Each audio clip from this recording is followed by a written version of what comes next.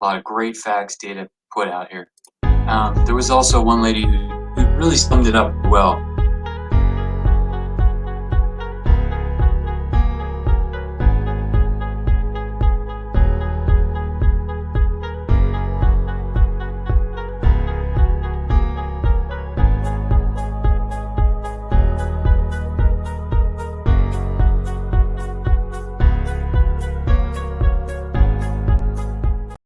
The various pieces that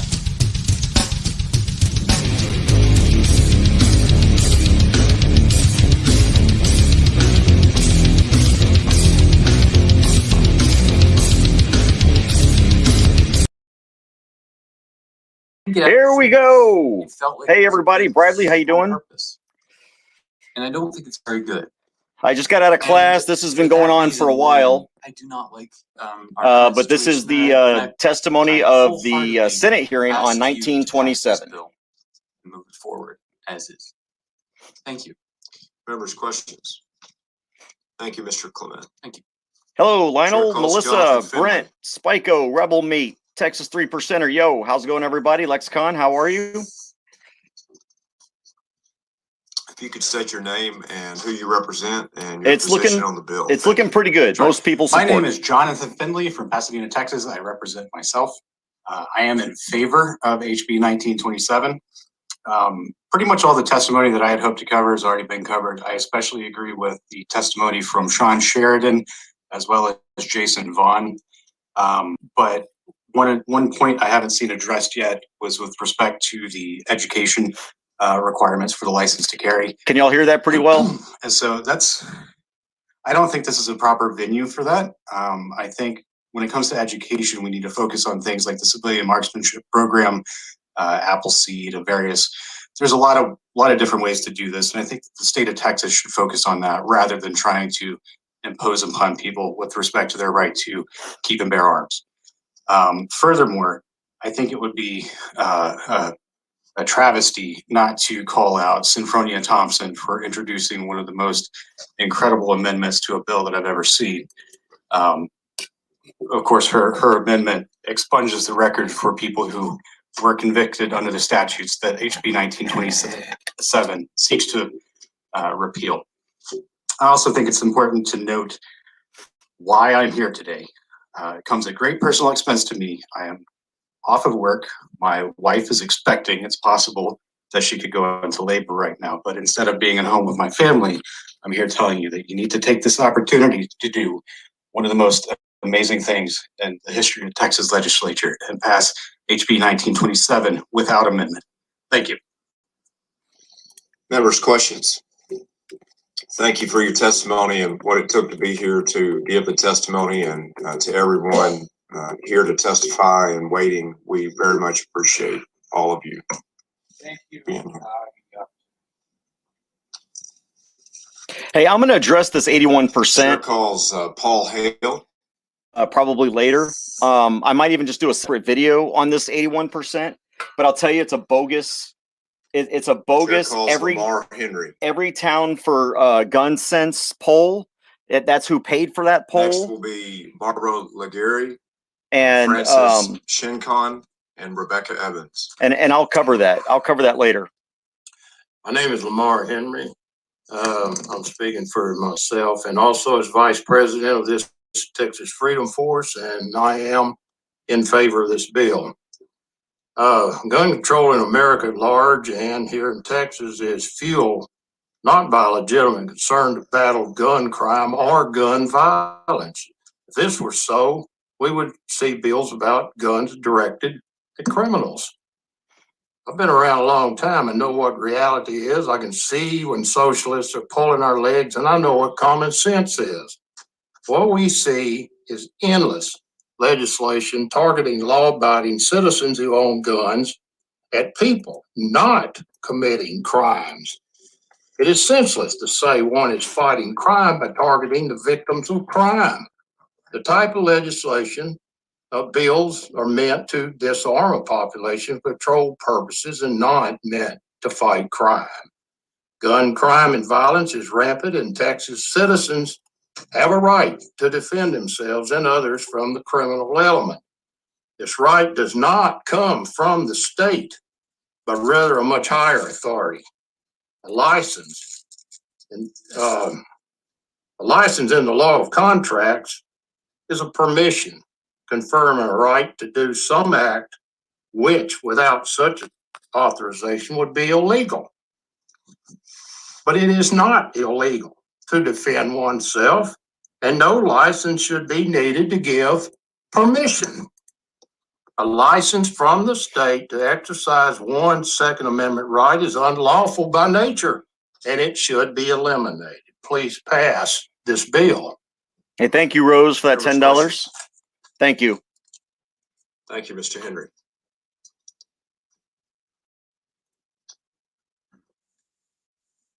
Barbara McGeary?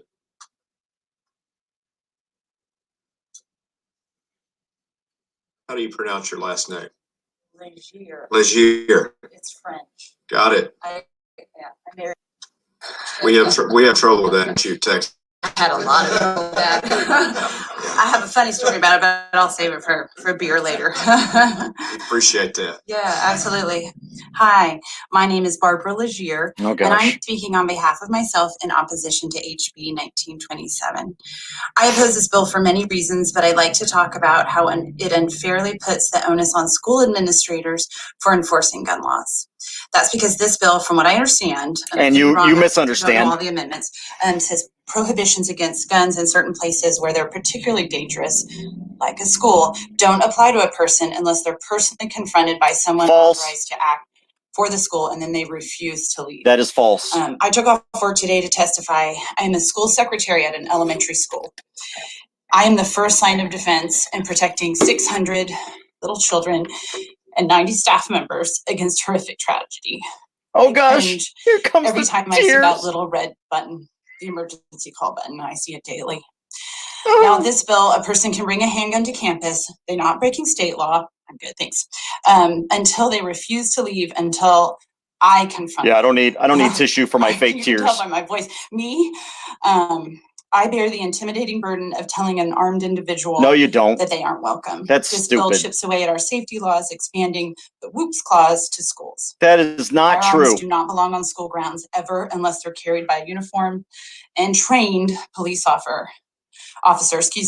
Further, by removing the license to carry, you're absolving Texas gun owners of the responsibility to be informed about laws governing concealed and open carry. This bill hands out mulligans, as we heard, while making me act as a law enforcer, encouraging untrained individuals to carry murder weapons in places where they have no business. Please vote no on this bill. Thank you. False. Questions? Yeah, please correct her. Thank you very much. Why didn't you correct her? The bill doesn't do that. Francis Shincon. Man, these freaking libtards. Rebecca Evans will be next. Anthony Seeley, then Stephen Williford. Oh, yeah, Stephen Williford. All right. Having some hard names today. Yes. Schenken, I also met. I wanted to answer Senator Lucio's question first about how many guns there are in homes in the United States and in Texas. I think the general idea is that there are about as many as there are people, and there are 328 million What's up, Jim? people in the United States and almost 29 million in Texas. So a rough estimate would be about 29 million guns are in Texas. Jim, you need to log in and Homes come jointly critique this with me. Young lady, but the reason I wanted to ask that is that kind of gives me a satisfaction that guns had not been limited in our country. We have guns. Yes, sir, I believe that's right. We have guns all over the country. Hey, thank you. Proud of your freedom. There are guns Absolutely. available Thank to you us very much for that $15. I appreciate it. everywhere else. But I also believe in majority rule, and we'll continue to do our best to listen to the general public. And I enjoy working with my colleagues. They're all class act. Hey, proud of your freedom, man. You need to That's very good to know. log in so I you wanted to can go jointly back to the criticize this discussion with we me. had I'll bring you earlier on. about the Constitution and the Constitution of Texas. We all support the Constitution. That's how our rights are founded. Section 23 of the Texas Constitution is one thing that y'all talked about, and that's the one that talks about how you have a right to have arms in Texas and that the state has a right to regulate those arms. And you've done that. In 1995, you passed the concealed carry bill. And so for the last 25 years, we have had a Sorry, I'm having a slow Licensed internet. We've got carry some storms coming system. through. I hope it doesn't hurt What I us. wonder, though, is what has changed. The U.S. Constitution has not changed. The Texas Constitution, that section has not changed, though the Constitution has been much amended. So what has changed? License to carry has changed, is one thing. You used to have many more hours required to get a license to carry, and it used to cost $140. It's now $4 to $6. You can do it online, except for showing proficiency with a gun, and it only costs $40. So you have changed that and made it much easier. 1.26 million of Texans have a license to carry. So they have somehow found the time and the money. Which is still less than 10% of the do that. public. What I wonder, though, is even with this weakened system, who is going to stop the felons? There were 2,300 of them stopped last year through the background check. There were about 900 people. I heard a much higher figure. And that was the earlier, so I background don't check know to what's purchase a correct. gun, which this Yes, doesn't it's change. 900 people whose licenses were suspended or they were revoked altogether last year. So the system does stop people. Who is going to stop those people now? It seems like we're the police to do that, and they seem to be pretty worried about that too. But this bill puts the lives of first responders at greater risk. What? There are going to be more guns in circulation, likely. This has nothing to do with guns in who have not gone circulation. through a background check. So whose back does this legislature have? Every law-abiding citizen. Is it the blue? It's every I law-abiding don't citizen. think so. Is it the majority of Texans? Yes. Who in every poll, including the Dallas Morning News and Tyler poll, UT Tyler poll, show support the current system. They think it should stay in place. So whose back does this legislature have? Law-abiding Thank you. Texans. Thank you. And just point of clarification, Senator Schwartner, I wanted to ask you. Right. Real quick. Your bill does not remove the background check for those that wish to purchase a firearm, correct? That's correct. Okay. Yes. I just wanted to Thank you. clarify that. There are certain laws that are protective regarding public schools as well that are certainly very Absolutely, strong laws. Tony. Yeah, I think it's an important point of clarification as we move through the hearing because there's so many hours that pass, so many new witnesses that come into the Capitol. They're hearing different things in the holding room and as they come in. So thank you, Mr. Chairman. Mr. Chairman, I just want to point out Senator Hinojosa. the other ways that people get guns without having a proper criminal background check. So just to That's correct, Senator Hinojosa. And my only point of clarification is that the bill did not remove the background check because many of those testifying have said there will no longer be a background check. not for purchasing a gun, that doesn't eliminate the background check. Correct. But doing away with requiring a license to carry eliminates the background check for that person. Correct. And I wasn't concerned about that testimony. I was concerned about the misleading aspects of testimony that says that a background check would be removed by this legislation, federal background check. This legislation removes the requirement to have a permit to carry For law-abiding citizens. by a citizen aged 21 years or older in an open area. Thank you. That's what this legislation Oh, good. does. There goes Hinojosa. So Chair calls Rebecca Evans. the IQ in the room just went up drastically with Hinojosa leaving. Ms. Evans available for testimony. Chair calls Anthony Seeley. Oh, Anthony. Hey, you were just in here. Chair calls Stephen Williford. Tony, what? Where are you? Oh, here we go. Stephen Williford, my boy. Yeah. Tell Am I us. pronouncing that correctly? Is it Wilford? Williford. Williford, got it. You don't know who this guy is? I'm Stephen Williford. I represent myself. This is a Texan hero. And I am for this bill. Senators, I really appreciate you asking or allowing me to come speak today. I'm from Sutherland Springs, Texas, and I know some of you probably know my story. On November 5th, 2017, a madman came into our church and started shooting and killing people within our church. I grabbed my rifle, my AR-15, I ran across the street and I engaged the shooter. And we had a gun battle. He hit the truck in front of me, the car behind me, and the house behind me. And I put 6 out of 6 rounds on him, ending his murderous spree. He eventually ran down the road and committed suicide, but I would tell you, had I not intervened, he wasn't done yet. He committed suicide, but I stopped him from killing anyone else. Amen. That day, I did not have my concealed carry permit anymore. I got it. I was one of the ones that lined up when it first became a law where you could. At the time, I was a very young man, and I ended up finding myself unemployed when it was time to renew my permit. And I was faced with taking time and money that could provide for food for my children to renew my permit or to let it go. And at the time I had let my permit go. It had elapsed. So when November 5th happened, I did not have a permit.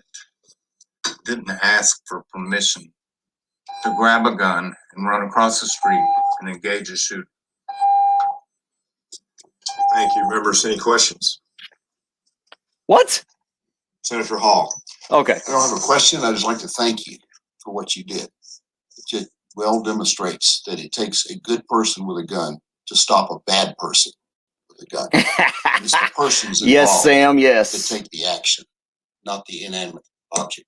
Yes. And thank you for your courage that day. And thank God he put you there to do that. So I just did what good men and women like yourself would have done in the same situation. I did what God called me to do, and I protected my community. One more question. Senator Lucio. Yes, I join my colleagues to thank you for saving lives. The shooter that committed suicide that you stopped from doing additional harm to members of that church. What was the outcome? No. Trying to get his infant son to stop crying. Obviously, that wouldn't work. What happened? After he did that, he beat his infant son until he fractured his skull. I missed something. At that time, a member of the Air Force, the United States Air Force. Oh, okay. This is the background. They put him into prison for 1.5 years. When he got out, he threatened the superior officers, said, I'm going to come back in here with a gun and I'm going to kill everybody here. They put him into a mental institution where he escaped. And the Air Force discharged him dishonorably and didn't enter any of that information in the NICS system, the instant background check system. The government failed. Yes. To enter any of that information into the NICS system. So he was able to secure a gun.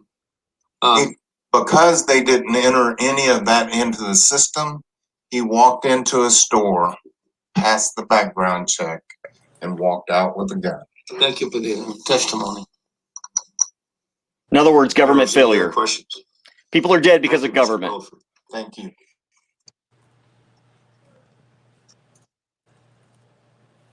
That dude is all right. a true hero. Yes, he is. Welcome to Proud of Your Freedom. McDougal. Thank you. Thank you for having me.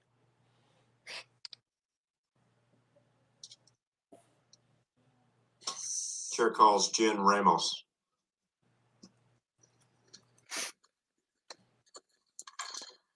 Marcia Strickler will be next, and then Ernie Rice, followed by Brandon Watson. And by the way, 172 people signed up to testify before they cut off. Good afternoon, members of the committee. My name is Jen Ramos. I'm a lifetime constituent of Senate District 21, represented by Senator Judith Zaffarini. I currently serve as a state Democratic Executive Committee woman for Senate District 21. And I am testifying in opposition to HB 1927 as currently written in honor of the 4.5 million women in the United States who have been threatened with a gun and the nearly 1 million women who have been shot or shot at by an intimate partner. Get a gun. Violence carry will increase these risks. What about those who have been According to the stabbed Educational and Fund to threatened with a Stop Domestic knife? Violence, women are 5 times more likely to be murdered when their abuser has access to a gun. In 2017, our district experienced the deadliest shooting in Texas history when a domestic terrorist killed 26 people and injured 20 others at the Sutherland Springs Church. The shooter was prohibited by law from purchasing or possessing firearms and ammunition due to a domestic violence conviction in a court-martial while with the United States Air Force. And thank God the man shooter who had stopped a him lengthy had a gun. disciplinary record, which included 7 suspensions for falsifying records, insubordination, profanity, and a drug-related offense. It is important to note that the shooter had a thoroughly documented history of abusing his wives. And The yet, state of Texas denied his application for a license to carry, although a license is not required to purchase firearms under Texas state law. The Air Force court-martial should have sufficed, and yet it didn't. This is still being investigated by the Air Force. because they full The screwed shooter up. at Sutherland Springs was a domestic abuser and thoroughly documented one at that. I am a third-generation domestic violence survivor. The man who terrorized my that family mean? for over a decade, like the Sutherland Springs shooter, was a documented domestic abuser. To date, he still has his firearm. We are lucky to be alive. I can't force you to think of my family when you vote today, but I ask you to think of what you would do if your daughters and granddaughters were one of the 1 in 4 women, Oh, geez. or your sons and grandsons were 1 in the 7 men who will experience severe physical violence at the hands of their intimate partner in their lifetime. Here's the As a emotional result of the years argument. of trauma we've endured, my mother is licensed to carry and understands the right to a well-regulated militia. This bill does not serve to help that. Thank you. Members' questions? Thank you. Ugh. Chair calls Marcia Strickler. They ignore convenient facts. Yeah. Those people aren't dead because of a gun. They're dead because of a government failure to prevent them from getting a gun. Numerous failures. Yeah, numerous Back to failures. Ms. Strickler. Chair calls Ernie Rice.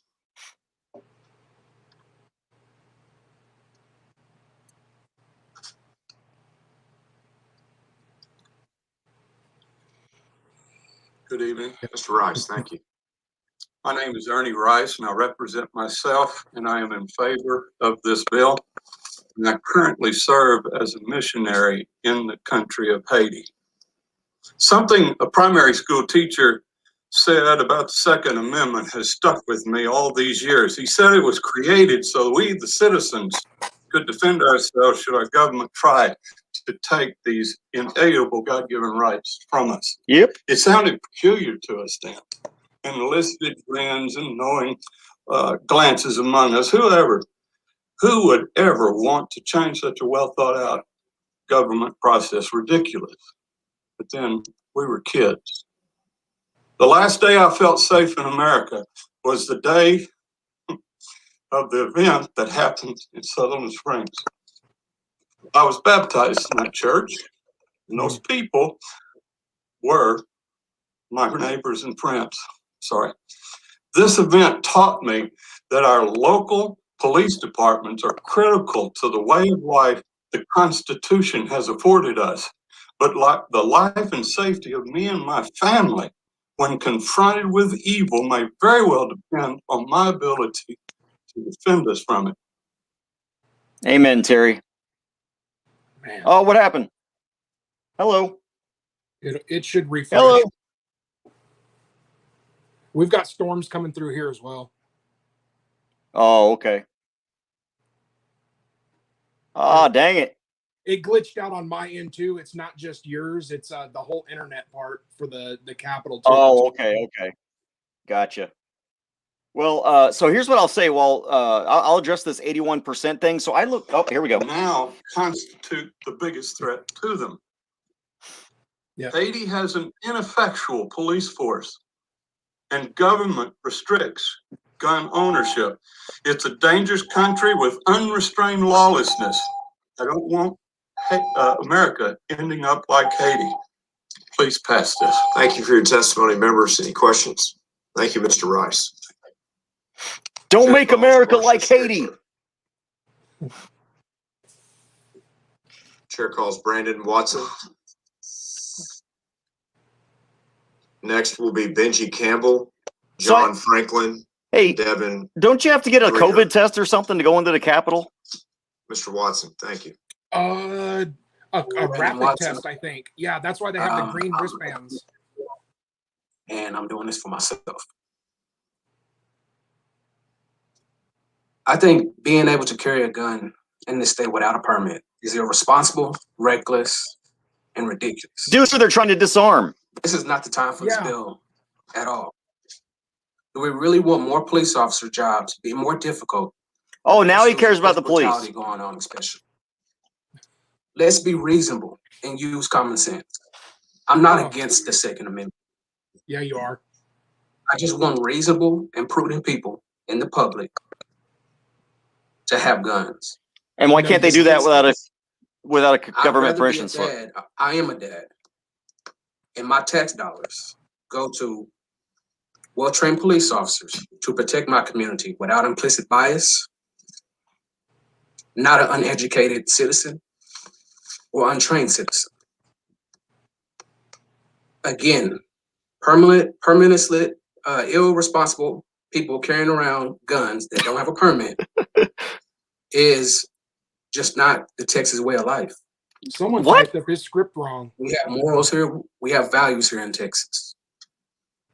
Again, it's irresponsible.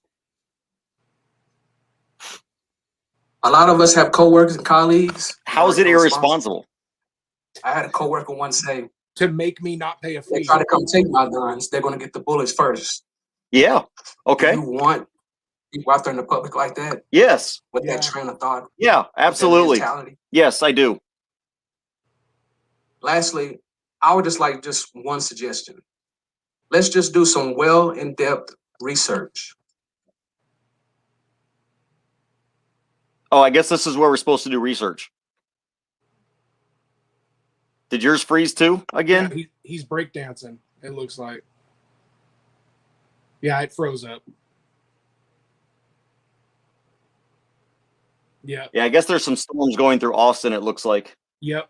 Yeah, it's been raining here off and on all day. Thunder, lightning, all kinds of crap. Middle into the system. When you registered, your testimony was submitted as on the bill. You prefer to change that to be against the bill, opposed to the bill. Yes, sir. Yeah, he tried to wheel his way in. Chair calls Benji Campbell. Oh, that's awesome. So if everybody has to take a rapid COVID test, why is she there wiping everything down? Nobody there is sick.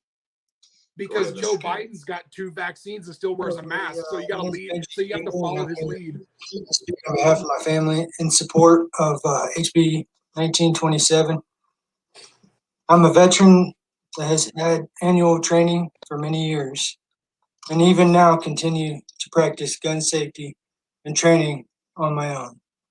However, I've never had the ability to protect my family, friends, neighbors, or myself outside of my household due to the current law. Win the vote. I'm a law-abiding, peaceful citizen, but I have an extreme hesitation of getting a LTC because look at that woman's sash behind him. Yeah, I mean, just for me to be. Was that from a horse race? It means I have something that's not true. I just never believe our government. I don't know her. I apologize. Who can practice their God. Says women win the vote, provided they have checked the right boxes and paid a fee. Well, you can if you protect yourself. I do not believe I should have to do these things in order to practice my Second Amendment. The second reason I support this bill is that the current law as it stands requires a course and fees. Maybe at first glance it seems good. However, for many people, including myself at various times, this system is cost prohibitive. When you look at the cost of required LTC class, gun range time, fingerprints, and LTC fees. Requiring the LTC to carry is an infringement and a roadblock. I do not believe there should be any infringements or roadblocks put up in order for a Texan, or anyone for that matter, to freely protect themselves or others.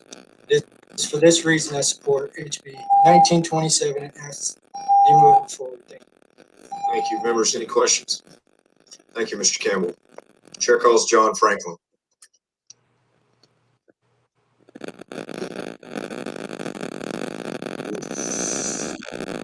Hey, Wayne, thank you, sir. Appreciate the $5. Yes, let's get this Thank you passed. for this opportunity. It's a privilege to be here today. My name is John Franklin. I represent myself. I'm speaking in support of this bill as it was passed out of the House. A couple of years ago, my son met a girl and they started dating. When she broke up with her current boyfriend, he became a stereotypical ex. He was jealous and angry and began threatening both of them. What, that's stereotypical? According to her, he had a history of violence against her, so this was not an idle threat. My son felt the need to arm himself for protection. He already had all the training he needed to safely carry a firearm. It's streaming from the Senate. Had even given some of his friends informal training. He knew the law, and while no one should ever be considered fully trained, he was as competent as anyone could expect. But he lacked one thing, a license. Up until then, he did not feel the expense and time was worth it. He was a poor college student and frankly did not appreciate how dangerous a person could be. But now suddenly it became a priority. But what could he do? If he armed himself against a credible threat, he would become a criminal himself. Yes, this is in Austin. Thankfully, the story had a happy ending. The ex eventually reconsidered and backed off. But for at least a few weeks, had he chosen, he could have easily put both their lives in danger. My son was lucky, but how many times does this same story play out with tragic results? Men, women, and children we never hear about are battered, beaten, and killed. Innocent people are threatened and are left defenseless because of a short-sighted law. Dang it! Why do storms have to come by today?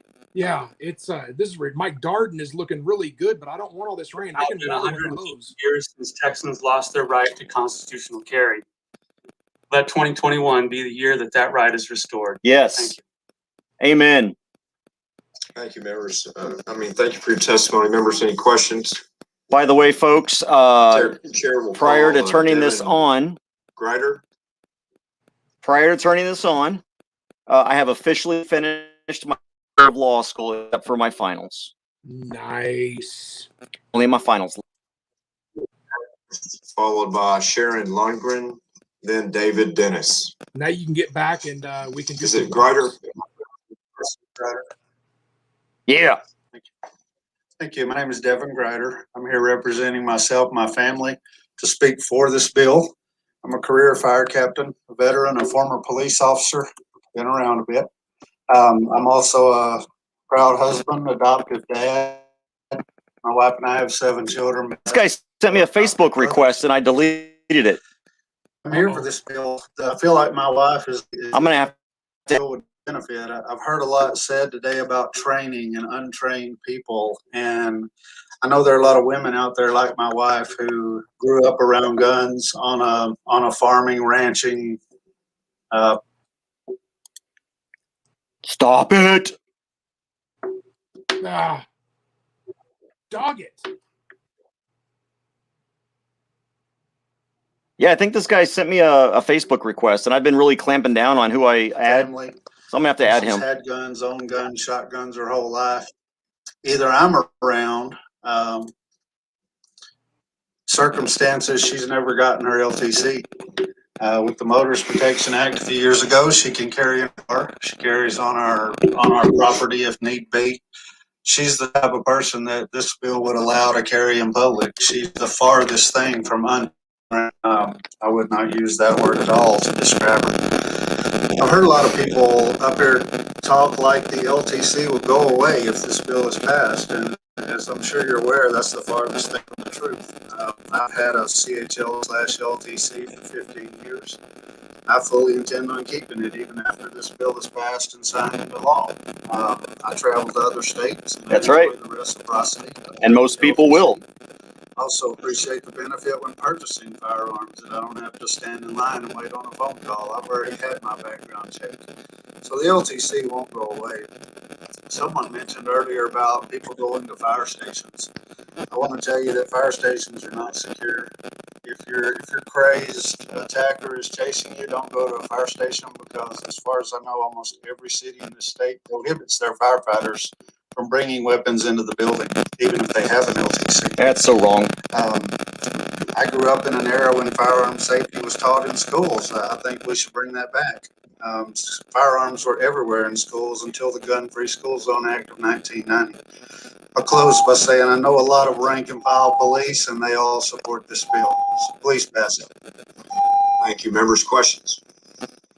Thanks for Senator Lucio.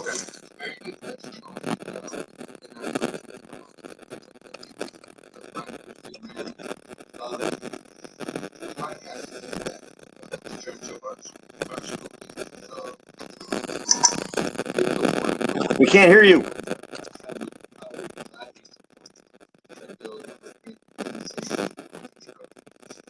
Yes, sir. Well, so would I.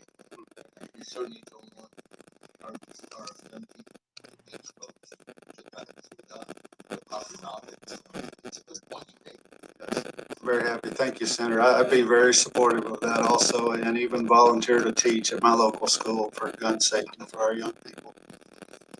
Yeah, and gun safety doesn't mean being afraid of them. Senator Lucio, you beat me to it. I was going to make a comment because you had so many comments made about the lack of training. And I recently visited one of the schools in my district that actually does that. They have, not only do they have gun training, they have a gun range within their school building. And they take it seriously, and those kids are learning just what we're talking about here. So I know it's not for this bill, but I'm glad. Yeah, Devin sent me a Facebook request, so I'll have to add him. Yeah. Thank you very much. Chair calls Lola Estes. Lola Estes. I'm representing myself in opposition to House Bill 1927. I am part of the 81% of Texans who oppose permitless carry. Thank you for the opportunity to speak to you. I'm an 8th generation native Texan. I think I win that game so far today from what I've heard.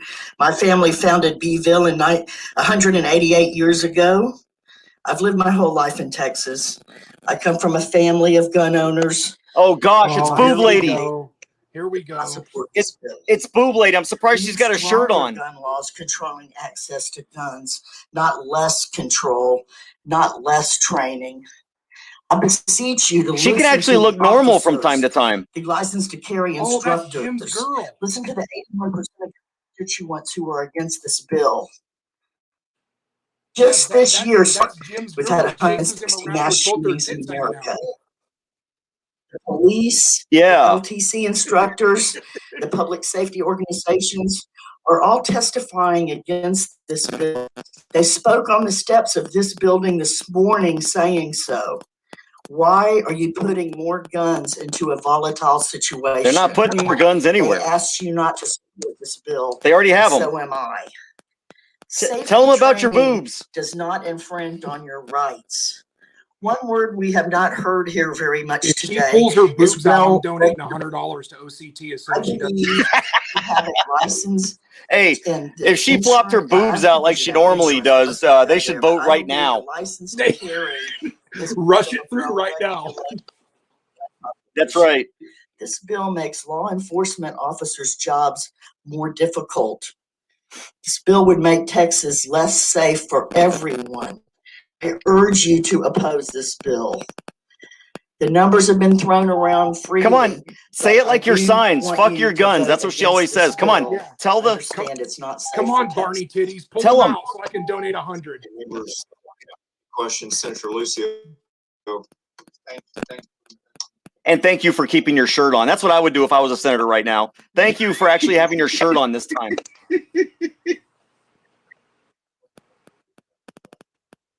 Correct.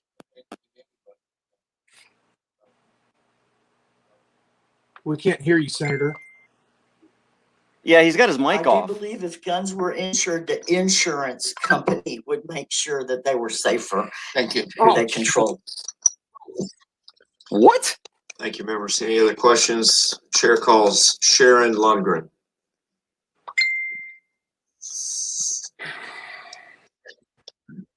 Damn, the only person that suffered right there was everyone that had to hear it and OCT not getting $100. Good afternoon. My name is Sharon Lundgren, and I'm representing myself as a mother, a gun owner, a military brat. I almost didn't recognize her with a shirt on. Yeah, and as a social she's out of psychologist. she's out of costume. Yeah. I am part of the 81% of Texans. This is such a bogus number. Why is no one calling her out on this? There was a question about where that percentage came from. Yeah, let's hear it. That percentage comes from a recent poll of Texans by Survey USA, and a similar Paid- percentage comes from a poll just last week. Paid for by who? Tell them who paid for the survey. You Tell know who them. paid for it, Shannon Watts. It was Every Town for Gun Safety paid for it. Through a background check due to loopholes in the background checks. I know this because I have owned multiple guns and have not yet gone through background. So Take them away. I inherited my guns, and I'm not on a registry anywhere. Looking forward to getting my license to carry. I only have not done so because of the pandemic. That slowed me down.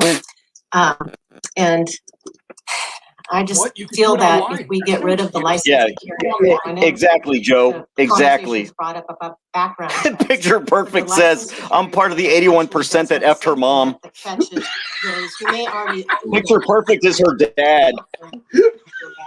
because of things in our background laws. It does tend to catch people who have committed multiple DWIs. It catches people who 2 out of 5 were denied in 2020. Yeah, from, Critter 9 denied an LTC felony. LTC stopped 136 folks from carrying because they had a family violence conviction in 2020. So the problem with this bill, as I see it, is it's going to allow bad people to carry guns in public. What? Either from the loopholes in the current background checks or how that's already been debunked. Explain how. No longer have to program to filter out that they've committed an assault. The bad people are carrying without a license right now. Yep. Thank you. Thank you, members. Question. Thank you for your testimony. Chair calls David Dennis. By the way, I looked at that survey. I looked at every single aspect of that survey, and it's telling that they don't disclose how many of each political party they interviewed. Now they interview percentages. They say what percentages of each political party. I'm David Dennis of Highland Village. Confidential sources. Yep. My family, many co-workers, several hundred people actually, that I've been talking to and polling in support of House Bill 1927. I'm a former FFL Class 7, which is licensed to manufacture firearms and munitions and specialties. And I'm an entrepreneur and I'm an inventor. I have dealt with literally dozens and dozens of companies and hundreds and tens of thousands of people throughout my careers. I'm also a member of Texas ABA, so I'm very familiar with bipartisan legislation. And I've worked recently with Senator Burwell. Yes, Milner, this is the constitutional carry bill. For motorcycle advocacy and safety. I'm also currently CEO of a rapidly expanding disinfecting wipes company. So as you can imagine, we're quite busy this year. I took time out of my schedule to testify today because my coworkers, dozens of my friends, my family members are all in support of this bill. And as an experienced entrepreneur, I do not believe that it will reduce the number of LTC permits. It will actually increase and the number of people that will seek further training. And not only that, it'll be better training. Should be done right in our schools during programs such as the Outdoor Trails program that are commonly popular in LISD, where they teach boating skills, boating awareness, safety, archery skills, survival skills, and so on. It should be part of our natural rights and safeties because it's just one of those skills everybody should know. I also have a personal insight. I am an LTC holder. I've been around firearms my whole life. My father was a munitions officer in the U.S. military. I was in Las Vegas.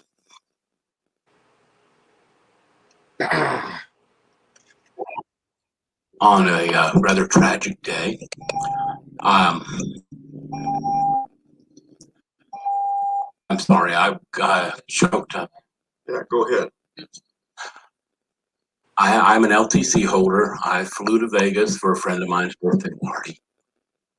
I was carrying. I was allowed to carry. Did my firearm properly. Checked it. I had to wait till the end of the plane. We went to go to a show, and before we were allowed to come in, they asked me to disarm. So we had to go back in the limo, back to the hotel, check my gun, come back. I witnessed firsthand what it's like to have dying around shooting and you can't shoot back. Damn. Nobody could shoot back. Everybody had been disarmed. Police officers were running back to their cars to try to find their weapons because in these venues and licensed, no one is allowed to carry, even though they're trained, even though they had LTCs, because it was a public event with, all these people around. There were just so many people and so many heroes saving others, but you're just sitting there and you're a target. And that shouldn't be the case. And you see it happen.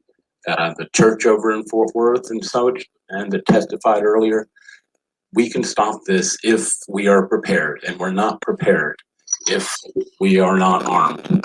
So I please implore you, pass HB 1927. And as an Eagle Scout, as but some of you all are as well, be prepared is our motto. So please follow the motto of Texas, and let's show them what it means to don't mess with Texas. Thank you for your testimony, Hey, Senator CJ, Lucio. I'm gonna get out of here. I got some errands to run, but I'll catch up with you later, brother. All right, man. Later. All right, see you guys later. You guys stay safe, be free, stay armed, and always carry everywhere you go. See you guys later. That's right. That people have gone through some very traumatic experiences. Hey, Jim, if you're still out there, I sent you a link. Brings us to this point in our lives to have an opportunity to share those experiences and why they're on this side or that side of the issue. And thank you for, being a good young man also. An Eagle Scout, that you're saying? Yes, sir. That's strong. Thank you for your testimony. Thank you, Mr. Chairman. Thank you, Senator. Thank you, members. Any other questions? Thank you for your testimony. Chair calls Elizabeth Abrahamson. Dang, she tall. That girl tall. Hello, my name is Elizabeth Abrahamson, and I'm representing myself in opposition to HB 1927. Thank you for the opportunity to speak with you today. I'm a native Texan, a gun owner, and one of the 81% of Texans who oppose permitless carry. I implore you to consider carefully the real-world consequences of passing this dangerous legislation. Texas has continuously been loosening regulations on guns since 2013, and since that time, there have been several high-profile mass shooting events. Mass shootings, however, while frightening, are not my biggest concern. Jim Everard. My biggest concern are accidental shootings. Gun accidents have even affected members of the Texas legislature. Rep. Mondo Martinez was hit by celebratory gunfire on New Year's Eve 2017. I have witnessed a gun accident myself. I'd like to tell you about my father, Carl Hill DeWolf. He was an Air Force veteran, a survivalist, a lifelong member of the NRA, and a member of Mensa. My dad collected guns like other people collect. Okay, I want to say real quick here because I don't want people to get the wrong idea about when I was talking about that previous testimony of the woman.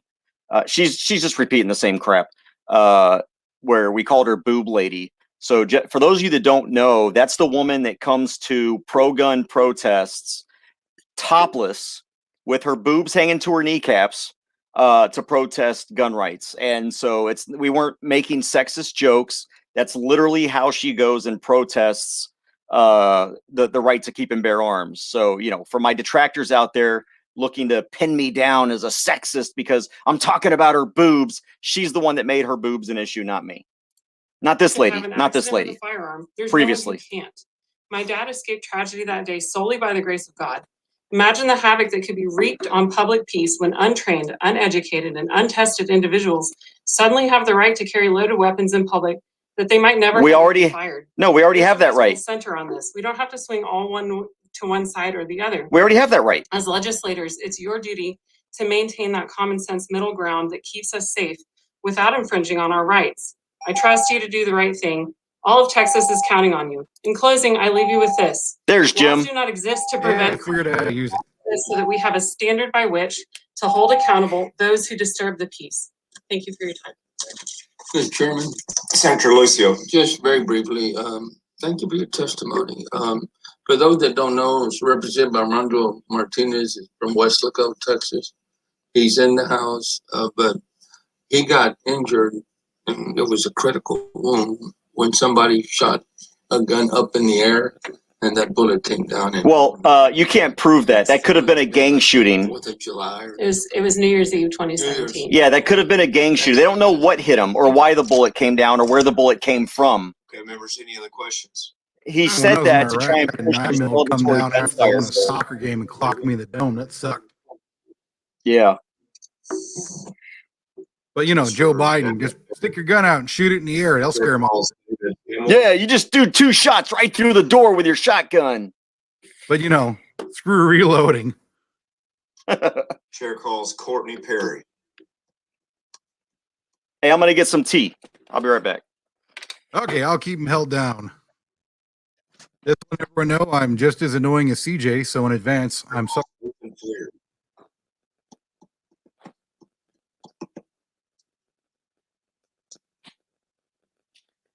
We can have these witnesses This come is going to forward. be the invisible man.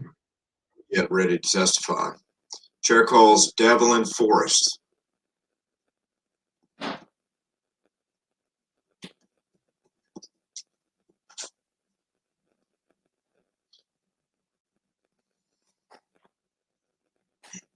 Ms. Forrest, Mr. Fleer, Ms. Perry. Chair calls Heather Hill.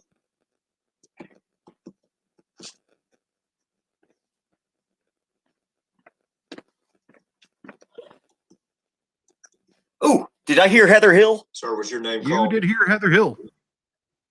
I wanted to hear Heather. Where's she at? Probably stuck outside. You know, they got to do social distancing, so most of the people are waiting outside in the hallway. That doesn't look like a Heather. Welcome. You could state your name. All right, I'll be right who back. you represent. Don't misgender, okay? He may identify as Heather.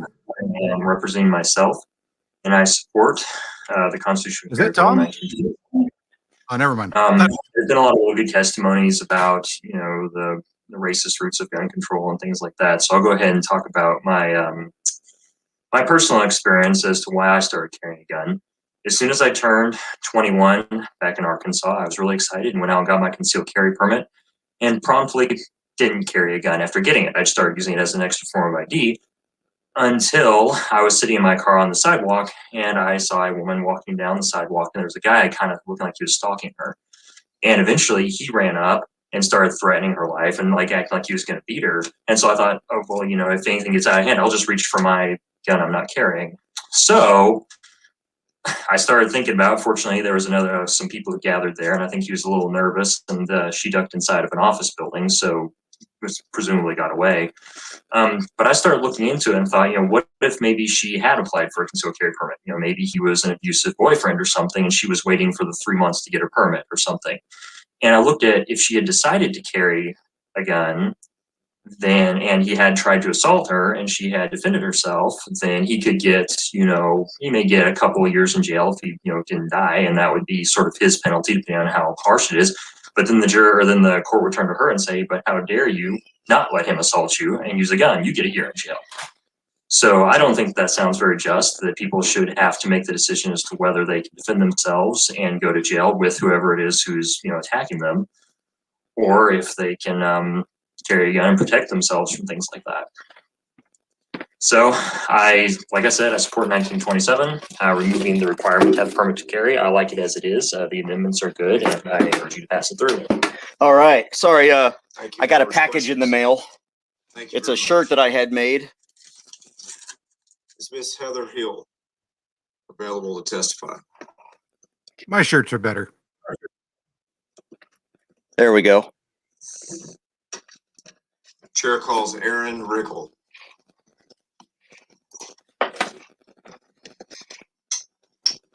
Augur, you've missed idiots and patriots Chair speaking. calls Billy Mustin.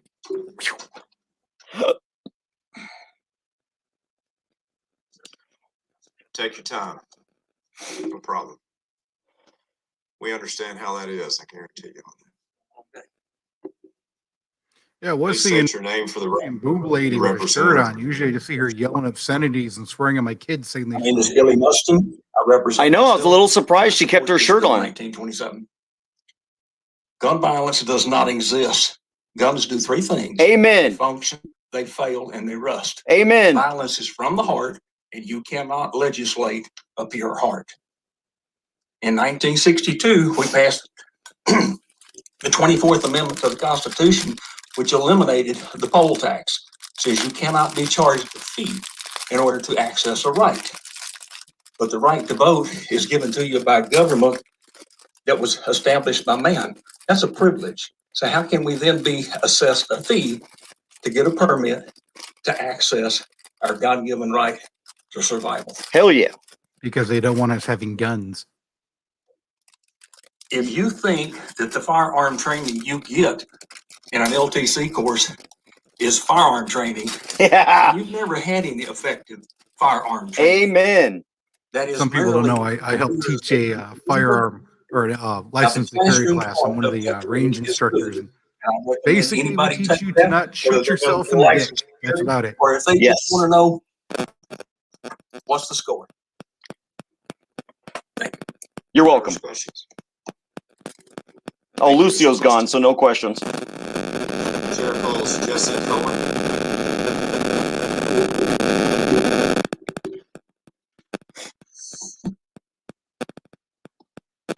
Chair calls Kayla Seahand.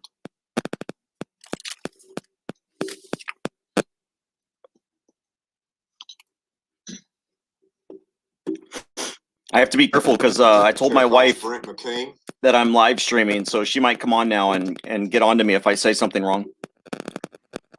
Just blame it on me. That's what I'm here for. Mark Randall.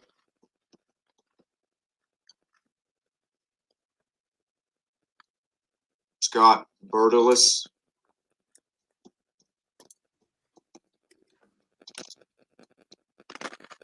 Here, let me see if I can't match my background to the. Chair calls Anthony Moore. There we go. Now it matches the background on your live stream.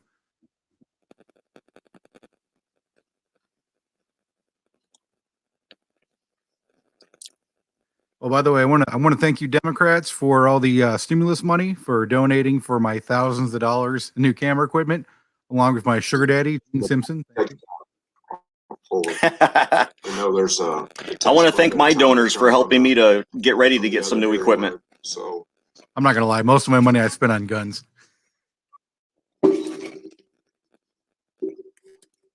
My name is. Yes, thank you for having me. My name is Brent McCain. Oh yeah. And Hey, Brent McCain. And I am in favor of HB 1927. I'm a first responder paramedic for the past 33 years. I would like to begin my testimony with a quote by Robert Emmett Bledsoe Baylor, ordained Baptist minister, district judge, Texas Supreme Court justice, and co-founder of Baylor University. The right to bear arms is essential to freedom, for it is the policy of governments to disarm the people that they may have the opportunity to oppress them. I had some other things that I've written down, but through the course of listening, I've got some personal testimony. I have worked both in New Mexico and Louisiana. Both of those states have exactly Turbo some type of constitutional open carry. And working in those two states, I saw no troubles with people doing so. In fact, talking about wanting to or volunteering to get training and information, I specifically looked up the statutes of each of those states to ensure that I was not going to break a law. I was unfamiliar with their laws, and I wanted to make sure that I was current with them and not violate anything. Also, as a paramedic, people have mentioned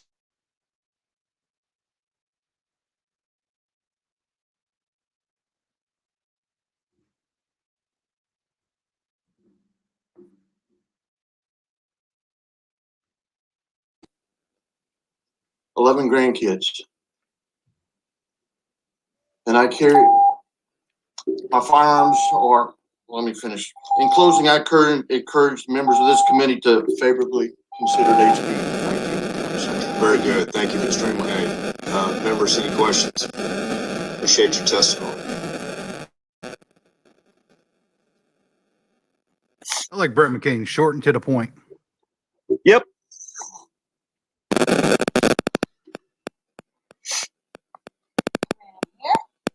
There's Heather. It takes a little time. If you could state That white girl is kind of cute. we understand. If you could state your name and who you represent and your position. You can sit down. It's okay, Heather. My name is Heather Hill. I am the leader of Come and Take It, Texas. You received my papers. I'm not going to bore you with that much.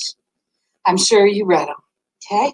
So what we've got to do here. Sit down, Heather. Have a seat, miss, so we can hear you in the microphone. All right. So Look how she sits. That's pretty cool. I am a She's like, don't fuck with me. Screw with me, I mean. a very sad shooting. My son's father was shot with a shotgun. You can tell she rides horses way too much. My son grew up without a father. Okay. We need training. We need training in our schools so that not another child grows up without his father. My son is now 31 years old, and all he's ever seen was the picture of his dad that I took the day before he died. So I'm not going to waste you any more time. I'm going to go as fast as I possibly can because I have here to represent him. Her name is Terry Horn, and she is the leader of Open Carry Texas. She says, Women, I reside in but Wood yes. County and I support HB 1238 Constitutional Carry Act, but now we're here for another bill. Terry's one of our excellent leaders. 1927. I urge y'all to pass this legislation, making Texas, along with 19 other Terry's a badass. states, a constitutional carry state. Passage of said legislation would empower more law-abiding Texans who can really own a firearm to carry said firearm in defense of themselves and their families. Many Texans cannot financially afford the costs entailed in acquiring Texas LTC. Texans on low fixed incomes, such as 2 disabled amputees I care for, who even though they are gun owners, have to go unarmed, leaving them unable to defend themselves. Texans such as single mothers, dads, and who have the right to carry need to have that right. And I will end with this. Thank you. My eyes have seen the glory of the coming of the Lord. Oh, wow.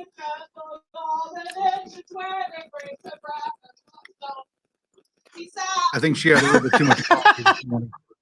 Do you have any questions?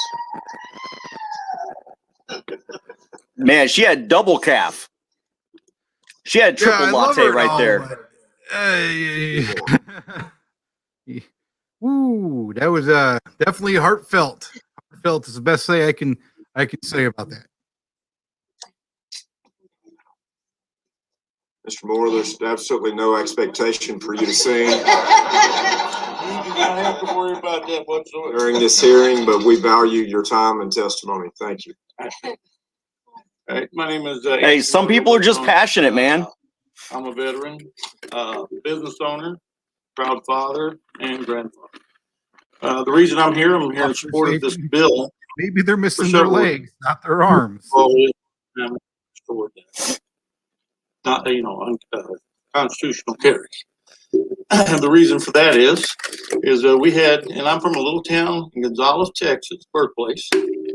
We had the Hard 18 who made a decision to tell the Mexicans that no, they would give the cannon back. That's right. And 2 of them died in that volley. And if they hadn't done that, wasn't this guy in The Sopranos? So 18 made this right thing.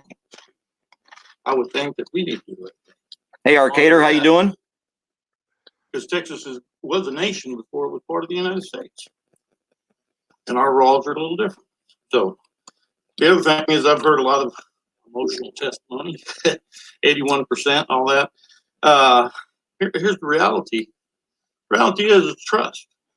You trust your citizen, your law-abiding citizen, to carry a gun. I would say that there are probably more people like Mr. Wilson.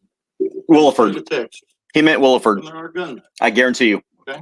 One of those W That names. man You know that what he put meant. Shut up, CJ. Law-abiding citizen. The man that put him down was.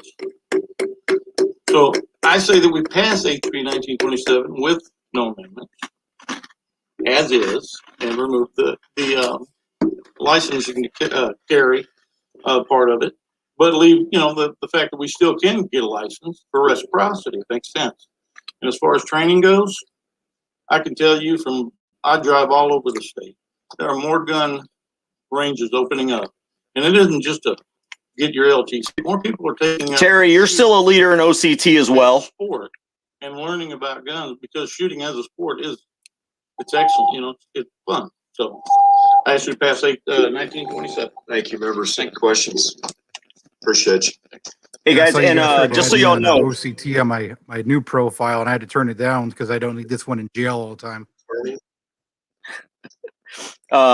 any super chat money or donations that I get are going to Open Carry Texas during this live broadcast. So hit that super chat.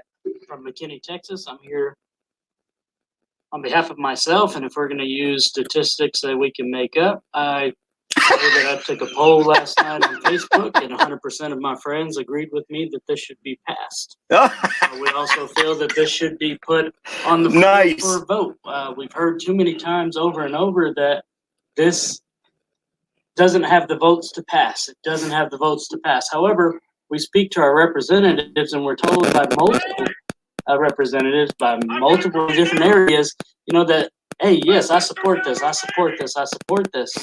Well, then put it on the floor and let's see the vote. If you don't support it and you don't want to vote for it, then vote against it, but then we know.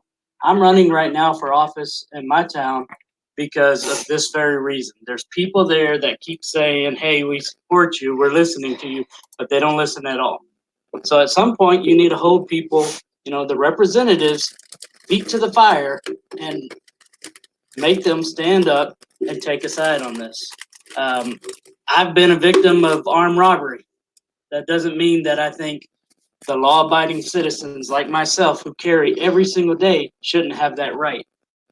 Okay, I'm on campus. I work for a campus, UT, up in Dallas. Oh, Terry, don't lie. You'd be singing if you were there. I heard all the crazy stuff that, we won't be able to have discussions in class because somebody will get up and get mad and they'll pull their guns. Hasn't happened. Just hasn't happened. I've been in those classes. I just recently graduated. TC, and we haven't had a I heard single so crazy incident since we got legalization to carry. Wait, I gotta go. I can stop this conversation. It doesn't happen that way. I hear so many people talking like, just because we're gonna make this without a license, which should be right and guaranteed to us by the Constitution, that then we're gonna be criminals just because now there's no license. There's no grounds for that whatsoever. Thank you, members. Questions? Appreciate your testimony. I want him to say his begin. Torres. Courtney Perry. Torres. Next will be Amy Turney. Oh gosh. Is this who I think it is? Thank you. I had to run home to work and ran back. It is. For seeing me late. And oh, this will be good. Careful, she's got her facts ready in her iPhone. Fitness to run in here. And she's still wearing a mask. I am representing myself today. And like I said, I'm a former teacher. I'd like to ask everyone for just a moment to pretend that you're 5 or 6 years old. It's a few weeks into school. Oh, here's the emotional argument. I got 50 cents, she cries. With your family. You're still crying a little bit at lunch because the day just feels too long. And then just after lunch, as a new kindergartner, you're coming into Miss Perry's PE class. Oh gosh, I'd start crying. Remind you that today Miss Perry is going to run you through a lockdown drill. So in other words, you scare the kids and you want us to ban guns because you're scaring kids. And so kids, guns are bad. So we're going to teach you how to be afraid. A loud bell goes off. You've never heard this bell before. And then you hear your principal's voice and she says, everybody shelter in place. And then all of a sudden, Miss Perry urgently put you into small groups, and I'm a good teacher, so I can do it fast. All right, if she cries, I knew their shapes and everybody do a numbers. super chat donation of $1. Small groups. You know, I remember doing nuclear bombing drills when I was a kid, but guess what? We never got hit by one. You're alone because you're this kindergartner. You're alone. The lights are off. There's no one in there with you but you and 5 or 6 of your little friends. Now come back to this moment and just ask yourself, how many of you have been in that position? I venture to guess not many of us, unless you live back in wartime. But that's the reality of school children today. That is something that I actually had to do. That was about 3 years ago. And that was the beginning of the end of my teaching career, because I knew if I was going to be put in that position, that I was going to have to go fight on a deeper level for these students. And exacerbating this anxiety-inducing situation is COVID-19. Because now there are some psychotic classroom doors liberals would stop shooting up gun-free zones. We've got classroom doors open to the outdoors with active shooters.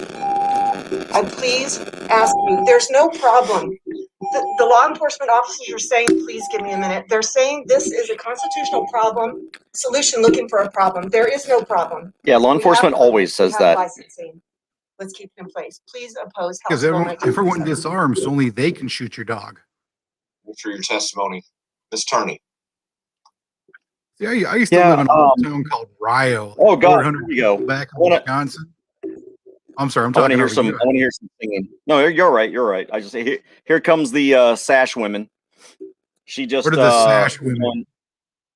I don't know. It just says women something voting. So this ought to be good because you know she's a pageant winner. I guess I don't know what she's doing here. Pageant of what? Stupid and ugly? I mean, at least they're wearing a mask to cover the ugly. Oh, it's Amy Mobley Turney. She's the League of Women Voters. Opposition to House Bill 1927. I didn't know women couldn't vote. To appear before you today. Thank you for allowing us to share the League of Women Voters of Texas position on this bill. I'm not going to read my testimony. You can read it, and I'll talk about the importance of the first 3 words of the Second Amendment, which are a well-regulated.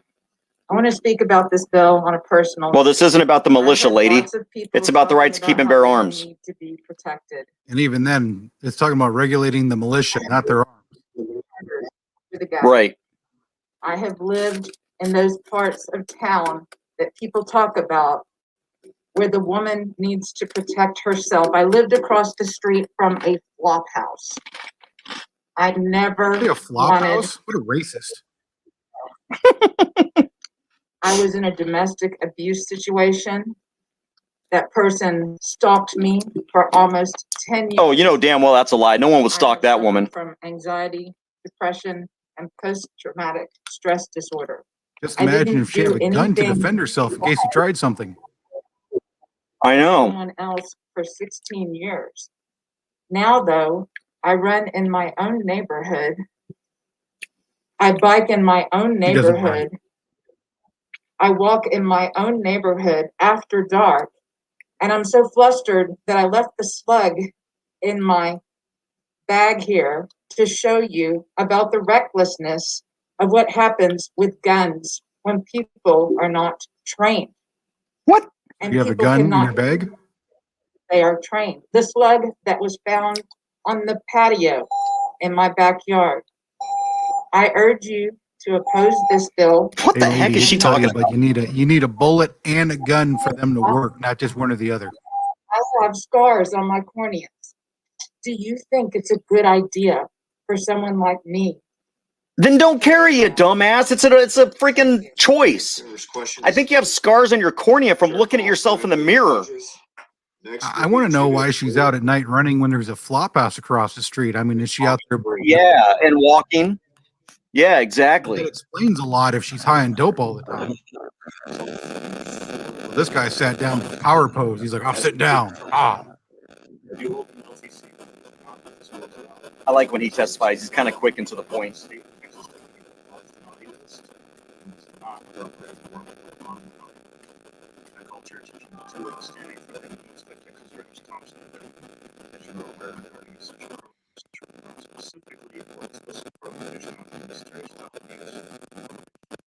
And for retroactive, the one amendment vote was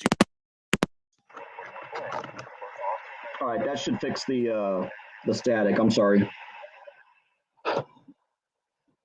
Maybe.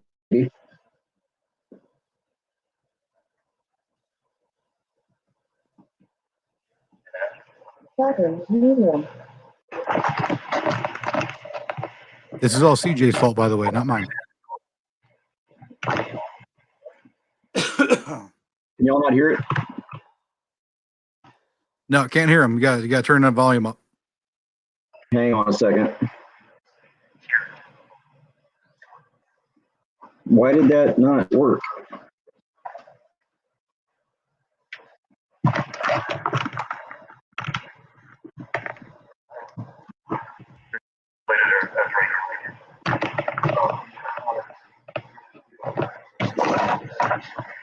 All right, stand by.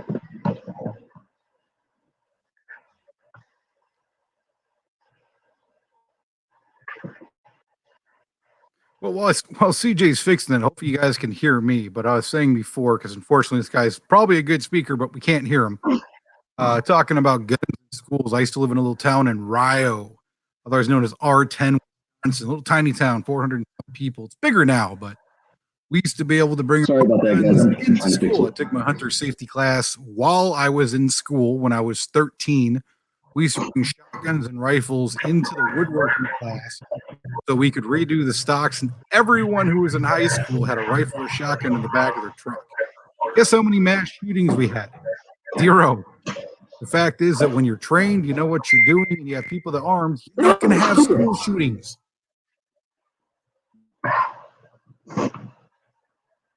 Sorry, I'm trying to figure out why this isn't using my speaker.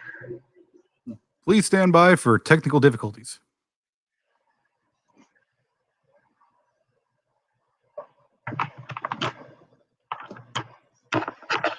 Let's see.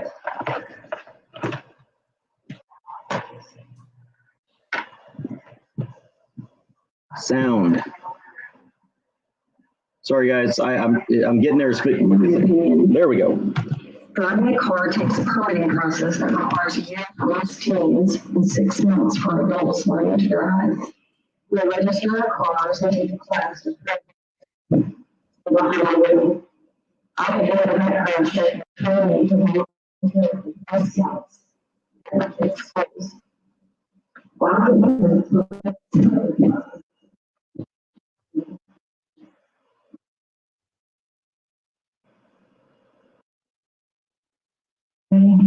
Asking What's that? I hear a little bit of gurgledness, but mostly I can't hear anything.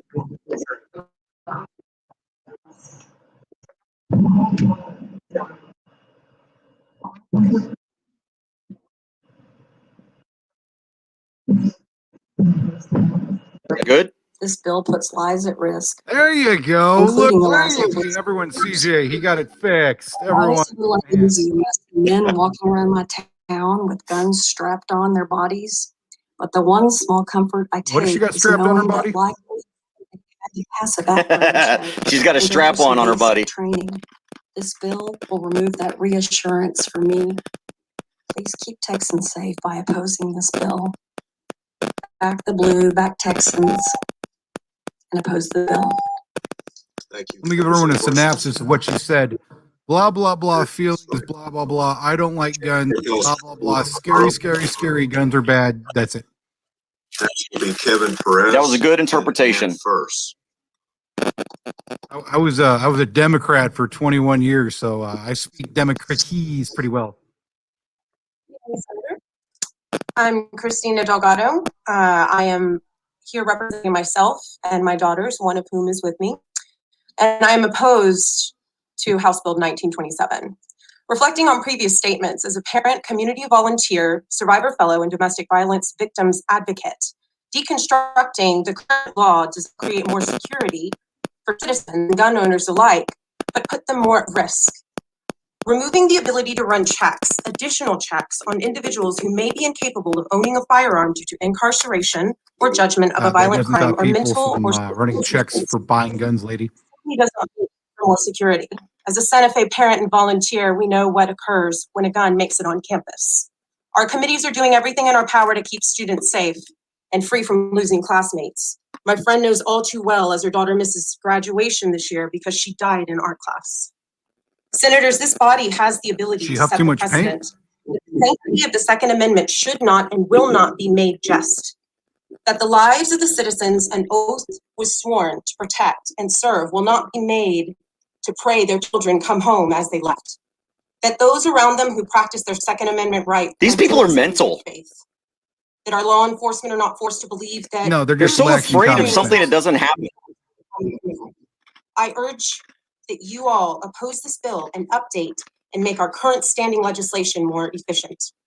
I also would like to note that as we have said so much about domestic violence victims, I have seen nothing to make it easier for them to gain the training and the access to these firearms that would keep them safe. Well, this is it. When our current Yeah, legislation. 1927 is that bill.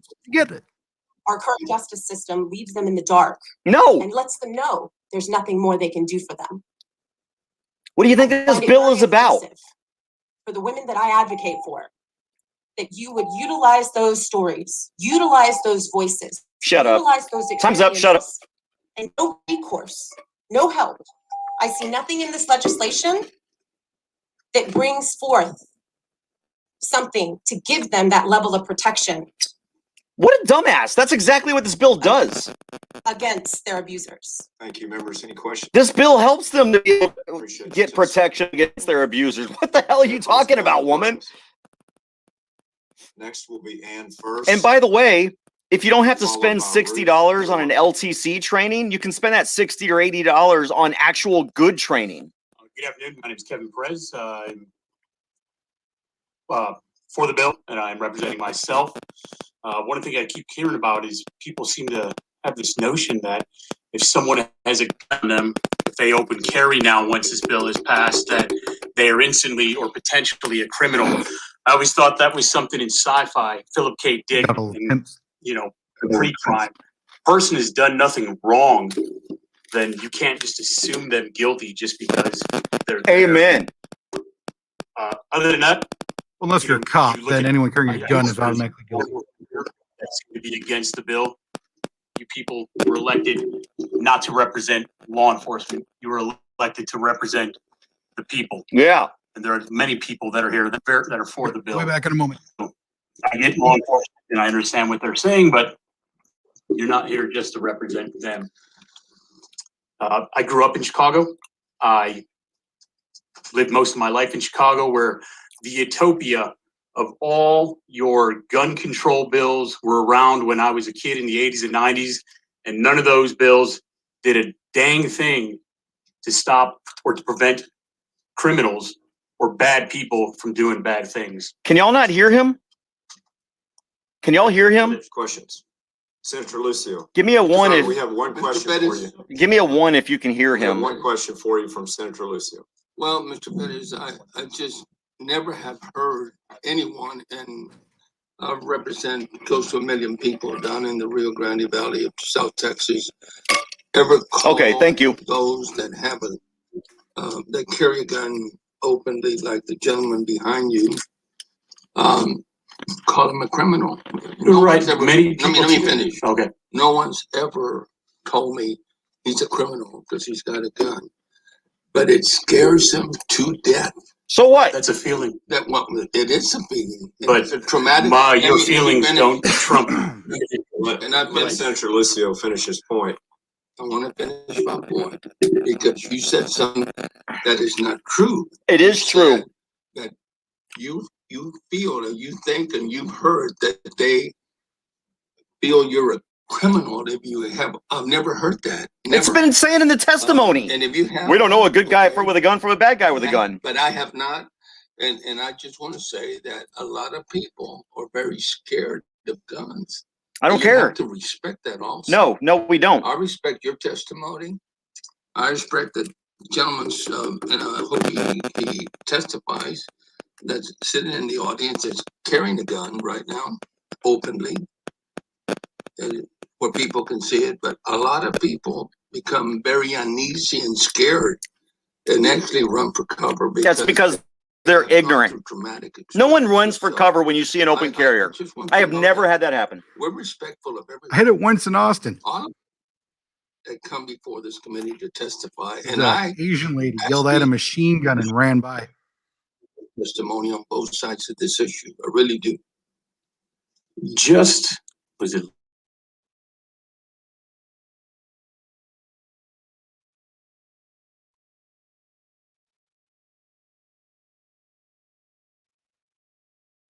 But yeah, just because someone thinks or they're scared or they have a feeling, guess what?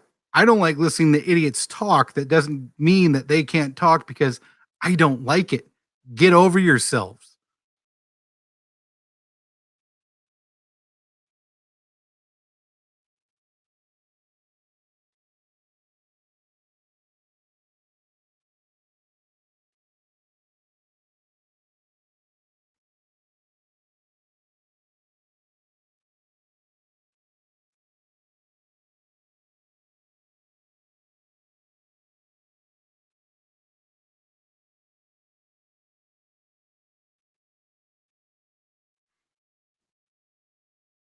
That no audio coming in, or what's the issue?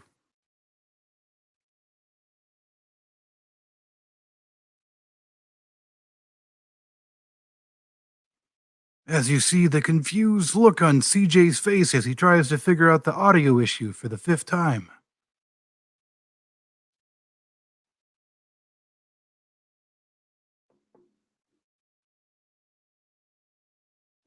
The rest of the witness list. There you go. We will move with the chair calls Judith Reuter. Am I saying that correctly?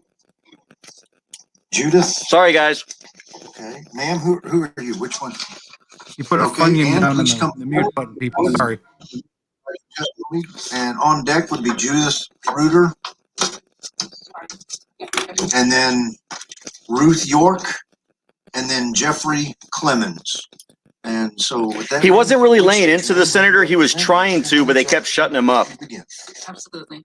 Good afternoon. My name is Ann First. Otherwise known as Karen. As a Texan and a gun owner. Let me guess, part of the 81%. In opposition to HB 1927. She's a lawyer? Part of the 81%. There it is. There it is. Hey, every time Moms Demand Action says they're part of the 81%, we need send $1 through the super chat. Use guns. We shoot feral pigs, alligators, deer. It goes to Open snakes, Carry, Texas. Game birds. But we have great respect for our weapons. They're useful and they are lethal. We are fully trained in how to use them. $20 We know has the never law. even held a gun. And when deadly force can be used. We store our guns and ammunition securely. We are not violent offenders or domestic abusers. We are not mentally unstable. Our goal is to avoid having to shoot unless necessary. We are responsible gun owners. Yeah. HB 1927 would allow anyone So to why carry do a we need a loaded license? no safety training or no background. False. False. Places, False. crowds, next to your family, next to my family. I'm sure some of you, if not all of you, are gun owners. As gun owners, you have to understand how hazardous this is. The current system works. I respectfully ask you not to vote this out. Thank you. Members, questions for Ann? Please correct her falseness. Thank you for joining us today, ma'am. They Thank won't. you. Chair calls Judith Reuter. Judith, am I saying that correctly? Okay. And then on deck, Ruth York. Jeffrey Clemens. Joe says she's served 2 tours in Iraq. The cleanup position. So with that, Judith, if you would state your name, whom you represent. You have 2 minutes. Is he wearing a kimono? That's cultural appropriation. I'm Judith Reuter. I represent myself, and I am for HB 1927. There you go, honey. Number one, I think that not passing it and leaving it the way things are. Permits are just one more way to discriminate against the most vulnerable populations. because of the expenses involved. Yep. And difficulty getting ways to protect ourselves. That includes little old ladies on fixed incomes. All due respect to law enforcement, I'm hearing so much opposition from them. If someone's in trouble, the most effective defense is from the first person on scene, and that is the person in The trouble. victim. The victim is the first I responder. want to be able to defend myself. Remember, if you call the police, they're only 20 minutes away. And I guess lastly, I'll just say that as a reminder, we have the Constitution. People keep talking about constitutional rights. Well, it isn't a constitutional right. It's an inalienable right we were born with. And the Constitution is not meant to rule over the people. It's for the people to protect ourselves against government. Just don't Thank ask you. that question. Members, for Ms. Reuter. Thank you for joining us, ma'am. Thank you. Chair calls Ruth York, and then on deck, Jeffrey Clemens, Robin Hayes, and then Michelle Herskowitz is now in the cleanup position. With that, Ruth, please state your name and whom you represent, and you have 2 minutes when you begin. So I'm Ruth York, speaking for myself and the Tea Party Patriots of Eastern County and the Texas Family Defense Committee. There you go, Ruth. Mom of 8 and wife of a construction worker, there were many years I could not afford the gun, the ammo, the license, or even the class required by the state of Texas in order to be armed. I was blessed to live in a relatively safe neighborhood, but many Texans are not. When I read the U.S. Constitution, it says my right to be armed shall not be infringed. I believe the people most negatively affected by our current restrictions are the very people who need it most. Especially now that I am older and less agile, sometimes feel vulnerable. Here in Austin, there have been times I left this building at midnight or later and walked blocks alone to parking garages in the dark. Don't deny me or in any way diminish my right to defend myself. I ask you to pass HB 1927 without amendment. This is a change the people of Texas want and deserve, as witnessed by Hey, its Rose, thank you for the overwhelming $10. passage in the House. Thank you. Please vote yes on HB 1927. Every dollar through Super Chat goes to Open Carry Texas today. Thank you for joining us, Ruth. Safe travels back to Eastland, okay? Except for me, I don't get any Chair money. calls, You guys just do it for the love. Robin Hayes, Michelle Hurwitz, and then Sam Mohammed is in the cleanup position. Jeffrey, are you here? Okay, Robin, you here? Robin Hayes? Robin, please join us. Is what's her nuts from GOA hopped up yet? I always like listen to her do her prepared speeches. Rachel Malone? Yeah, Rachel Malone. Yeah, she's been up there. Hello, my name is Robin Hayes. I'm testifying in favor of House Bill 1927. I'm testifying for myself and the Eastland County. Let me tell you what I like. I love the fact who has worked for many years that there are all these women testifying in support of this bill to take out the fire of Moms Demand Action who try to convince us that they speak for women. Gun-related situations, partially due to my dad's jobs for many years. And my dad joins me in favor of House Bill 1927. I just speak for my kids and my grandkids. And as they go to and from college and their jobs, and my grandkids are not in college yet, but they will be someday. And they will be alone at night, early in the mornings, traveling home. And as they get of legal age to carry, we want them to be able to carry to protect themselves if they have vehicles that break down, or if they forget to fill up with gas, or even on their way to the grocery stores, things like that. We are diligent in teaching our children about safety with guns and all kinds of weapons, as I was raised in the same way. The majority of people do know how to use their guns. The laws, as they are now, are punishing the law-abiding citizens. We need more law-abiding citizens to carry handguns. As this happens, the criminals know that they are more likely to have major opposition to them by us being able to defend ourselves anywhere and anytime. Violent criminals. Thank you. Robin, hold on, Robin, hold on. Members, any questions of Ms. Hayes?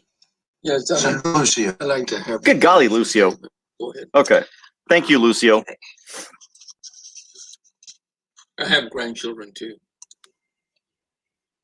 Well, maybe I'll finish. He's married, boys. Chill out. Come on, just ask your questions. What happened? What are we? What? There we go. Ms. Hayes, finish briefly, because I don't know how much you have left there. Oh, not much. Just close your thoughts, please. Oh, yeah, not much. Violent criminals will always have access to guns and other weapons. When they want them, they find them. I'm asking that you bring HB 1927 to the floor for a vote. Without Vote amendments. yes, without amendments. Yes, thank you. For serving Texas. Thank you, hot grandma. Chairman, I guess I don't think there's a member in the entire legislature in any state, all 50 states, that do not agree that we should make sure that people are safe, and especially against criminals. Hey, That Joe, was most of your testimony. are you watching on the OCT channel or my I channel? don't want criminals to have the upper hand with you, your family, anyone else listening. That's something that I certainly will fight hard to make sure. Larry! Thank you. Thank you. Thank you, ma'am. Thank you for joining us. If you're watching on the Chair calls OCT Jeffrey channel, Clemens. Jeffrey, have you joined us? if you're watching on the OCT channel, you can't do the super chat, so you have to go to my CJ Grisham channel, and you'll see a little $sign down there. That's how you can do super chat. But all of that money will still go to Open Carry Texas, even if it's donated on my super chat. So, but you've got to be on my CJ Grisham channel. Yeah, you can still send money to OCT though. Oh then yeah. you don't pay the money to YouTube if you don't want to give those corporate rats money. And I am representing myself in opposing the Yeah, if you go to PayPal, you can also send it to admin@opencarrytexas.org. stand by 81% of Texans who oppose permitless carry. 81%. Just keep pushing that 81%. See those We need a dollars. cowbell. Every time they say it, we ring it. I can get For that. me, it was No, my mother-in-law. CJ, I was joking. Don't. As her caregiver, sadly, I had to remove her firearms and knives to make sure she didn't hurt herself or us. Right now, Texas has safeguards that prevent people who shouldn't have guns Wait, so from being someone who's able mentally incompetent to carry shouldn't them have in a public. firearm? Thought that was The already the law. LTC force, which weeds out people who are physically or mentally unable to handle firearms safely, and the What if LTC she's a little background old check. lady and that's the only way she can defend herself? And HB 1927 would eliminate the background check, and let me say how. She Senators, still has to as do a you background know, check to buy the gun. there's no background check currently required for private sales in Texas.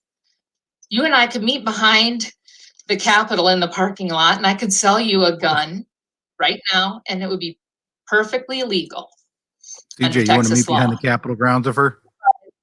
Applied for a license Yeah, to let's carry meet back that gun there. in public, if you applied for a license to carry that gun in public, you'd be required to pass a background check. And that's where the safeguard is. Most Texans think that's a good thing. Law enforcement thinks so too. So why? Texas No, DPS most rejects Texans thousands of don't. That's the ones you LTCs talk every to. year for many reasons, including violent misdemeanors, chemical dependence, domestic violence convictions. Last year, Texas issued nearly 1,000 You're done. Shut up. disqualifications for the LTC due to felony charges Blinky alone. light, blinky light, blinky light. You close your thought, please. Yeah. Under HB 1927, ineligible and potentially untrained people will be carrying right next to you, me, and our kids. They'll be on the highway when you mistakenly cut some off, and our families will be in danger. Just because she's being stupid. This is why most licensed to carry classes, like the one I work with, we also offer extended classes. So if you want to come and not do the 8 hours of BS and then an hour of shooting, we can instead do 5 hours of firearms training for the same price. So if you want to come and learn how to shoot, pull from the holster, and do actual defensive firing, you can spend 5 hours of actual training with the firearm. We'll also teach you the laws of Texas Sam Muhammad, I'm a police sergeant. instead of doing a whole bunch of BS training and then an hour of not how to shoot yourself.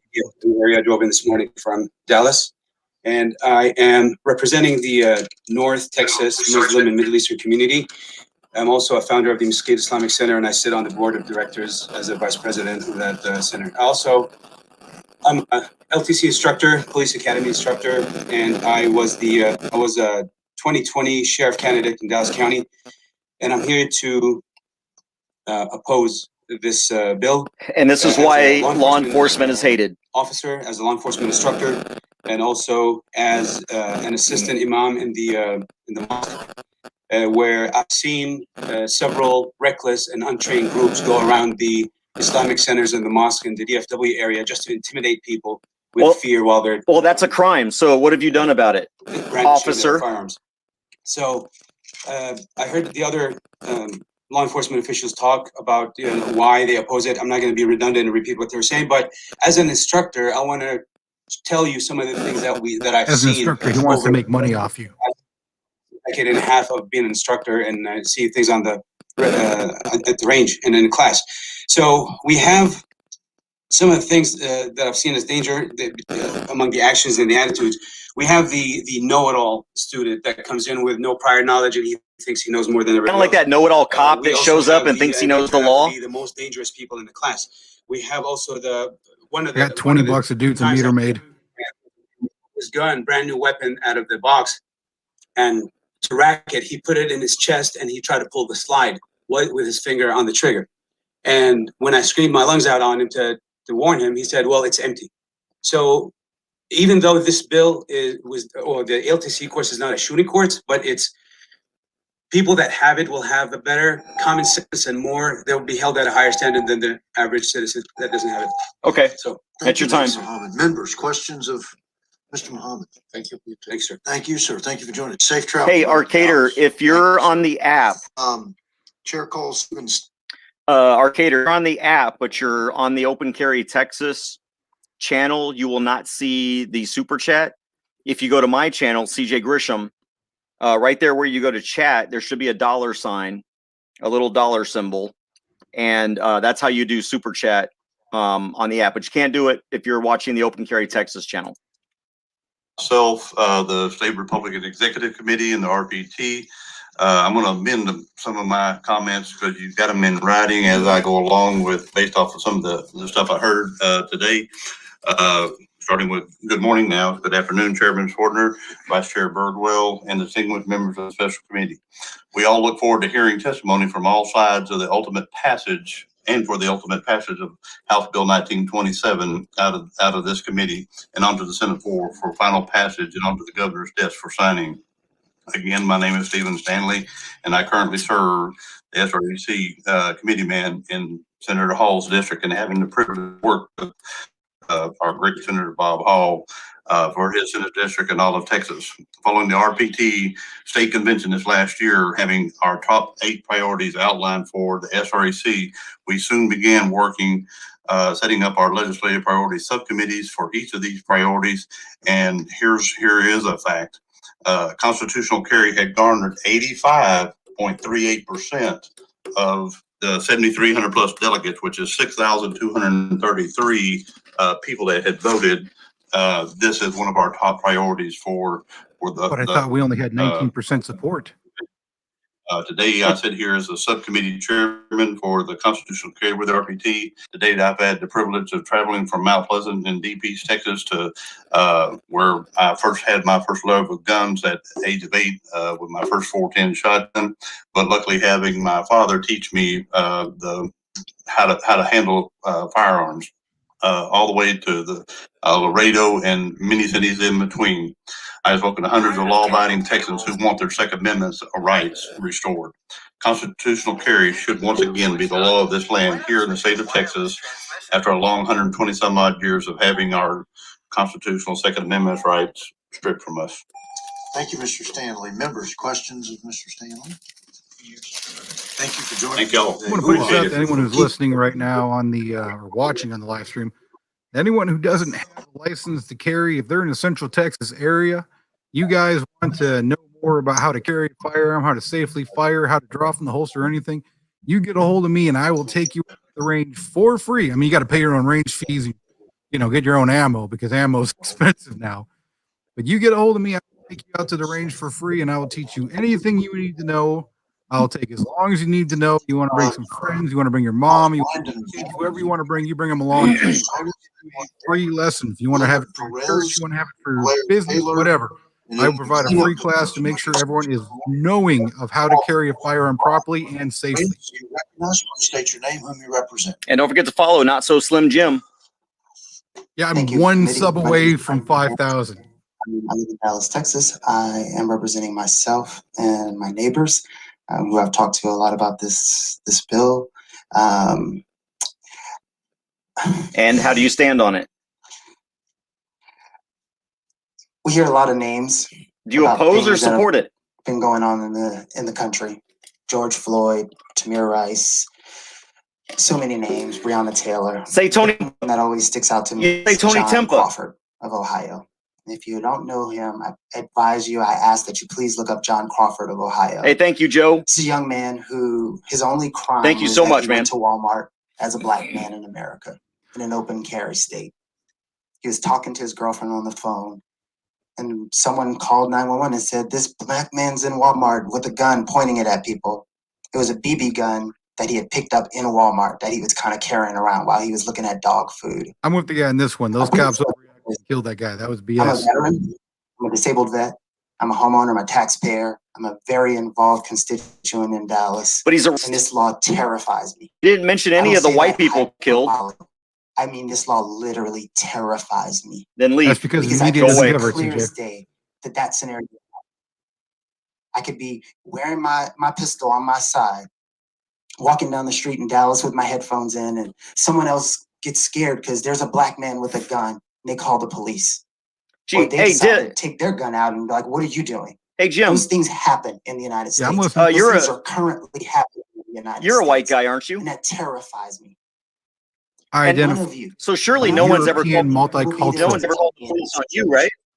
None of you will be there to defend me when the police come and harass me. Why do you have a gun? What are you doing?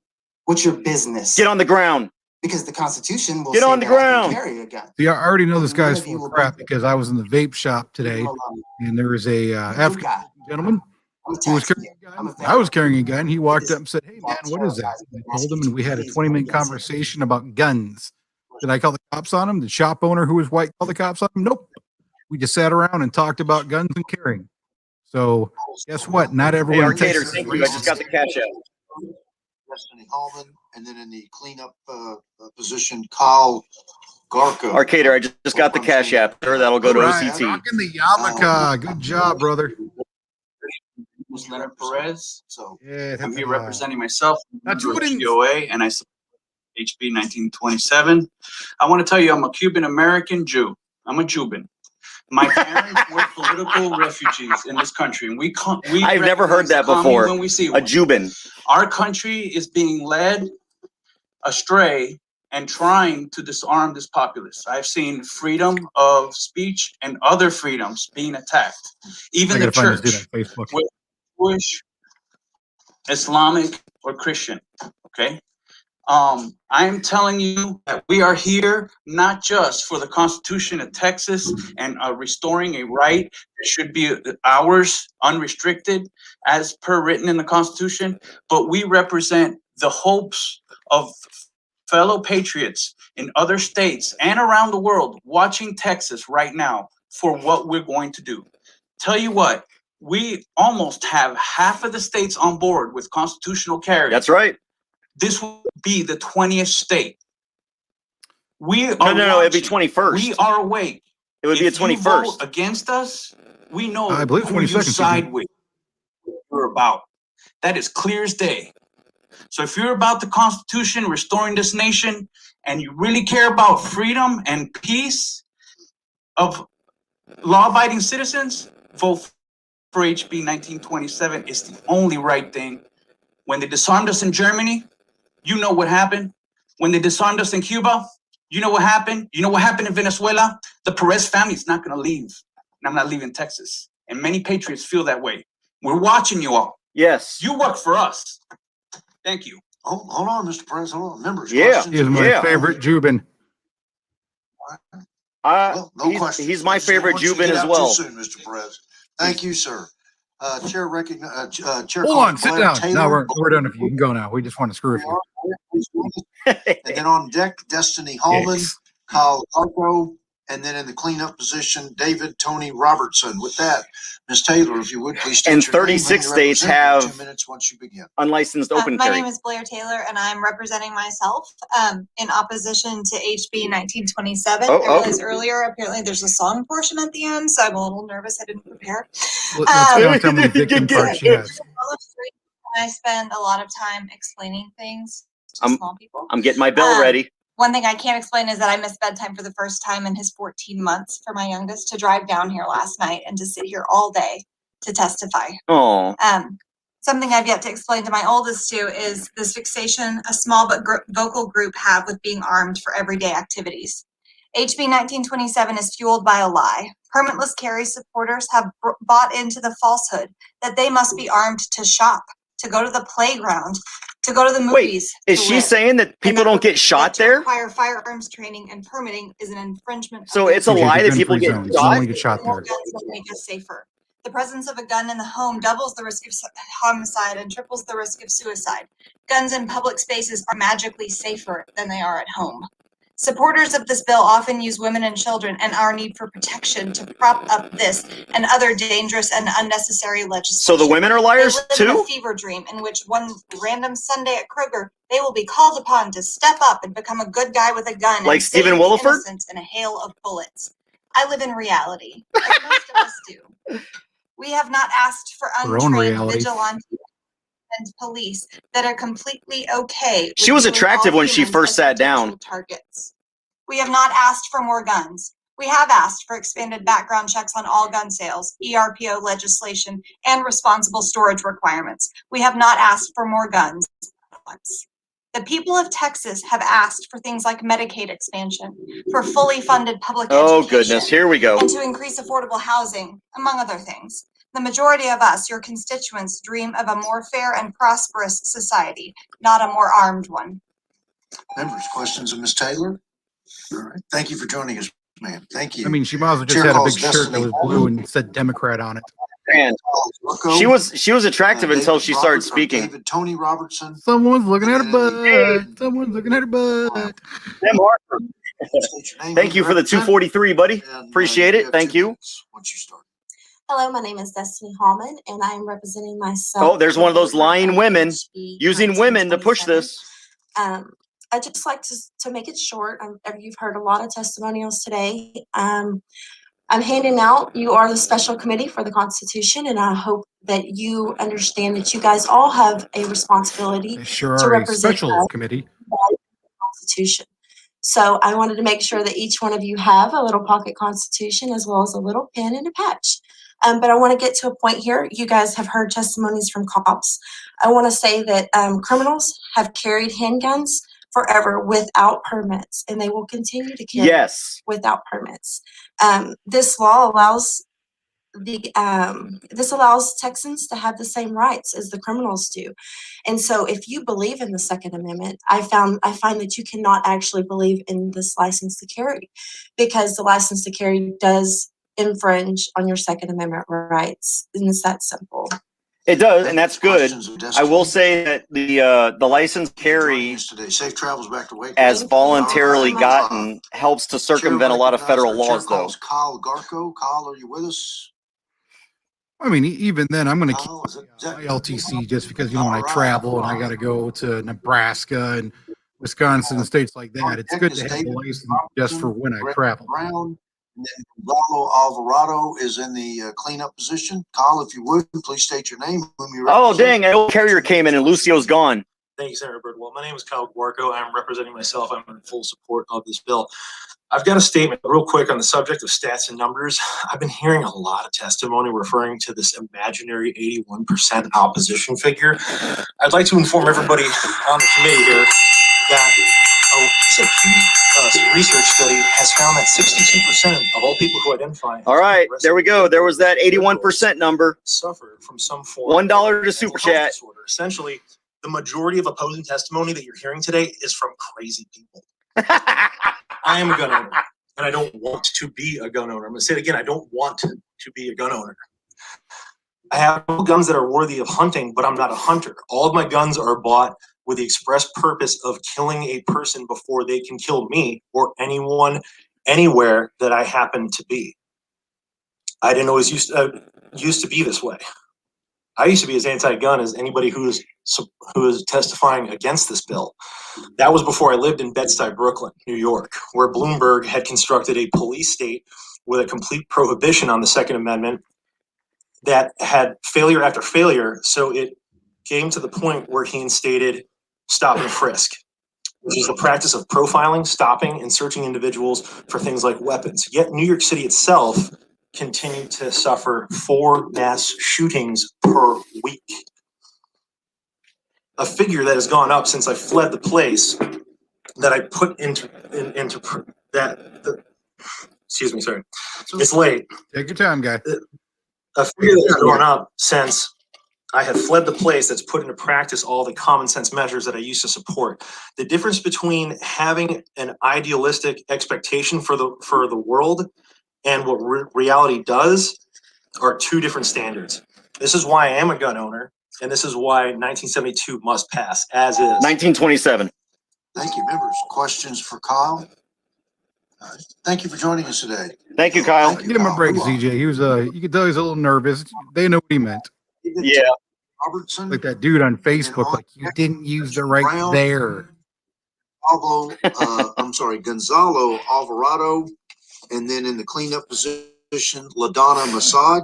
So, David, if you would, please join us. I know where Sour Lake is. All those living in Beaumont, not too far away. So, please state your name, whom you represent. You have 2 minutes once you begin speaking. I thank y'all all for your seat time. I know it's been painful.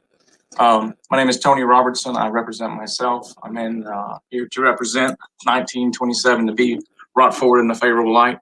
I need to inform you that I am here without a permit to address my grievances with my government. I also need to inform you I have an unlicensed Bible that did not go through a background check. Yes. Nice. 80% of Texas is against this.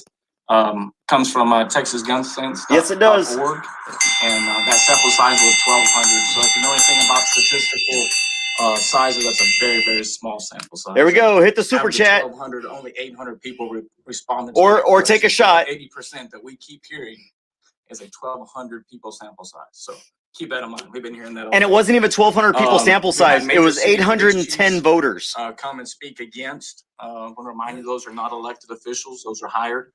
The Texas Sheriff Association spoke earlier, and he did note that the majority of his sheriffs were in favor of this, and those are elected officials. Violent crime is on the rise, but gun crime is not. I also advise against guns can't commit crimes. We know what the leadership is attempting. They're attempting to slow down the process of the House. They did a very good job. My rep, White, did an outstanding job in his committee to get this bill here to you. Also remind you that this is a God-given right, not a legislative task. Texas is currently in violation of the 14th Amendment, Section 1, and that reads that no state shall make or enforce any law which should abridge the privileges or immunities of citizens of the United States. And just want to make one more last comment that the rural counties like Hardin County, Sour Lake, we will be holding our representatives accountable because this has been a legislative priority for quite some time. Thank you, Mr. Robertson. Members, questions? Senator Lucio. Yeah, very good testimony. I just question one thing you said. Gun crime is not up. I don't think there's any gun crime. There's crime by individuals that use Crime guns. commits with a gun, you idiot. He just admitted it. He just admitted it. There's no such thing as gun crime. Thank you, Lucio. That's what's going to happen with more guns out there in the community. Thank you, Lucio. But I really respect your testimony. Sure, may I respond briefly? Yes, sir. The senator's asking a question. It was just that people kept saying violent crime was on the rise. No. You said gun crime. Gun crime is not. Violent crime is. Okay. There's a difference. Okay, sir. Okay, thank you. Thank you, Mr. Robertson. Thank you for joining us today. Yeah, 14th Amendment, privileges and immunities. A point of update, we have 19 individuals remaining to testify. 19, that's it. Gretchen Yeah, Brown. We're getting down. This thing all night, making you money. Oh, gosh. I better get my bill ready. You guys get your super chats ready. We're about to hear 81% again. So with that, Gretchen, if you would. Don't put it right to the microphone this time. Just hold it back a little bit, CJ. Afternoon. Sitting in that chair since the door's open this morning, ready to talk. Oh, you can just see the crazy in her face. Oh my I'm here goodness. supporting myself in strong opposition to this House Bill 1927. I am one of the 81% of Texans. Oh, there it is. Unbelievable. Take a shot. Hit the super chat. This is the legislature's answer, allowing permitless carry. HB 1927 does the opposite of what a gun safety bill should do. It makes Texans less safe. But aside from the obvious danger of people with no safety training and no firearms experience carrying loaded handguns, it's just not what Texans want. You were elected to represent your constituents. Hey, look, she was really good as the Wicked Witch of the West on Most Republicans oppose it. Most gun owners oppose it. She got turned down for the role because she was too ugly. Important to me, Texas faith leaders have spoken out forcefully against permitless carry, including the Texas Catholic Conference of Bishops, leaders from the Jewish, Lutheran, Wait, Baptist, the Catholics, the Episcopal, ones who and own Methodist Beretta firearms? of faith, and I hope their opposition will open your hearts. How ironic that people who literally I also hope you'll live off of the First Amendment whack the Second Amendment. in Marcus to Houston, individual officers and groups like the Texas Municipal Police Association and Texas Chiefs Association have spoken out against permitless carry. And the Sheriff's They know the Association is importance of in favor of it. Gee. Permitless would make a hard job even harder, burdening officers with trying to determine whether someone is carrying legally or illegally in the field. This bill is Easy. not Are they back. committing a crime with the firearm? No, then it's Do not legal. permitless carry in the state. I urge every one of you to oppose this dangerous bill. Thank you. Members, questions for Ms. Brown? Nobody spill water on her. Thank you. I got a question for you. Do you wake up that ugly or do you have to work at it? Donna Masad versus Bevan. That's a man, baby. Bevan in the cleanup position. Kathleen Jenner's It's all better over. looking sister. All right, LaDonna, are you with it? LaDonna, please come forward if you would. Please state your name, whom you represent, and you have 2 minutes once you begin, ma'am. Thank you. My name is LaDonna Massett, and I'm representing myself and my family. I come from a family of gun owners. My father was a champion skeet and trap shooter. Oh, gosh, and here we ran a go. Department for 2 separate sporting goods chains. Here we go. I grew up reading his American Rifle. If you have to say all this stuff, it means you're about to say the I never opposite. felt compelled to speak on gun ownership until October 1st, 2017, when I received a late night phone call from my then 22-year-old son. He was calling to let us know that there was a shooter at the concert where he was working. At the time, I didn't realize he was in the middle of what would be the Route 91 massacre, America's most deadly shooting. He survived, but 58 people didn't, and hundreds, more than 800, were injured. And everyone there What's and the their loved ones probability still of carry these many people life having people been there or were there themselves at that shooting? about Yeah. blood stocks and high capacity magazines. Just like Things that our Sandy Hook. family never knows, that have become fetishized by some, including the man who shot at my son. Let me tell you about my dad, who died last year. He was serious about his guns. He had one of those bumper stickers back in You the know, day. when you have to Take you my have to gun give this when much I had killed dead backstory hands. to justify that you're not anti-gun. Get that right. However, when I'm running a the fire serious gun departments, he owner, refused but to do you shouldn't be able to carry a gun. years in the United States military. He didn't think shooting should be part of a game. And even though he taught my sons to hunt and shoot skeet, he refused to give them their own guns until they passed an online safety course. I He guess was your like kids the are vast idiots then. majority of gun owners. He knew a gun's immense power. And if he were still alive, he would join the majority of gun-owning families who reject permitless carry. Committee members, it is possible to hold two Still thoughts at alive, he'd once. probably call you You an know, idiot and disown you. you can understand that with rights come responsibilities.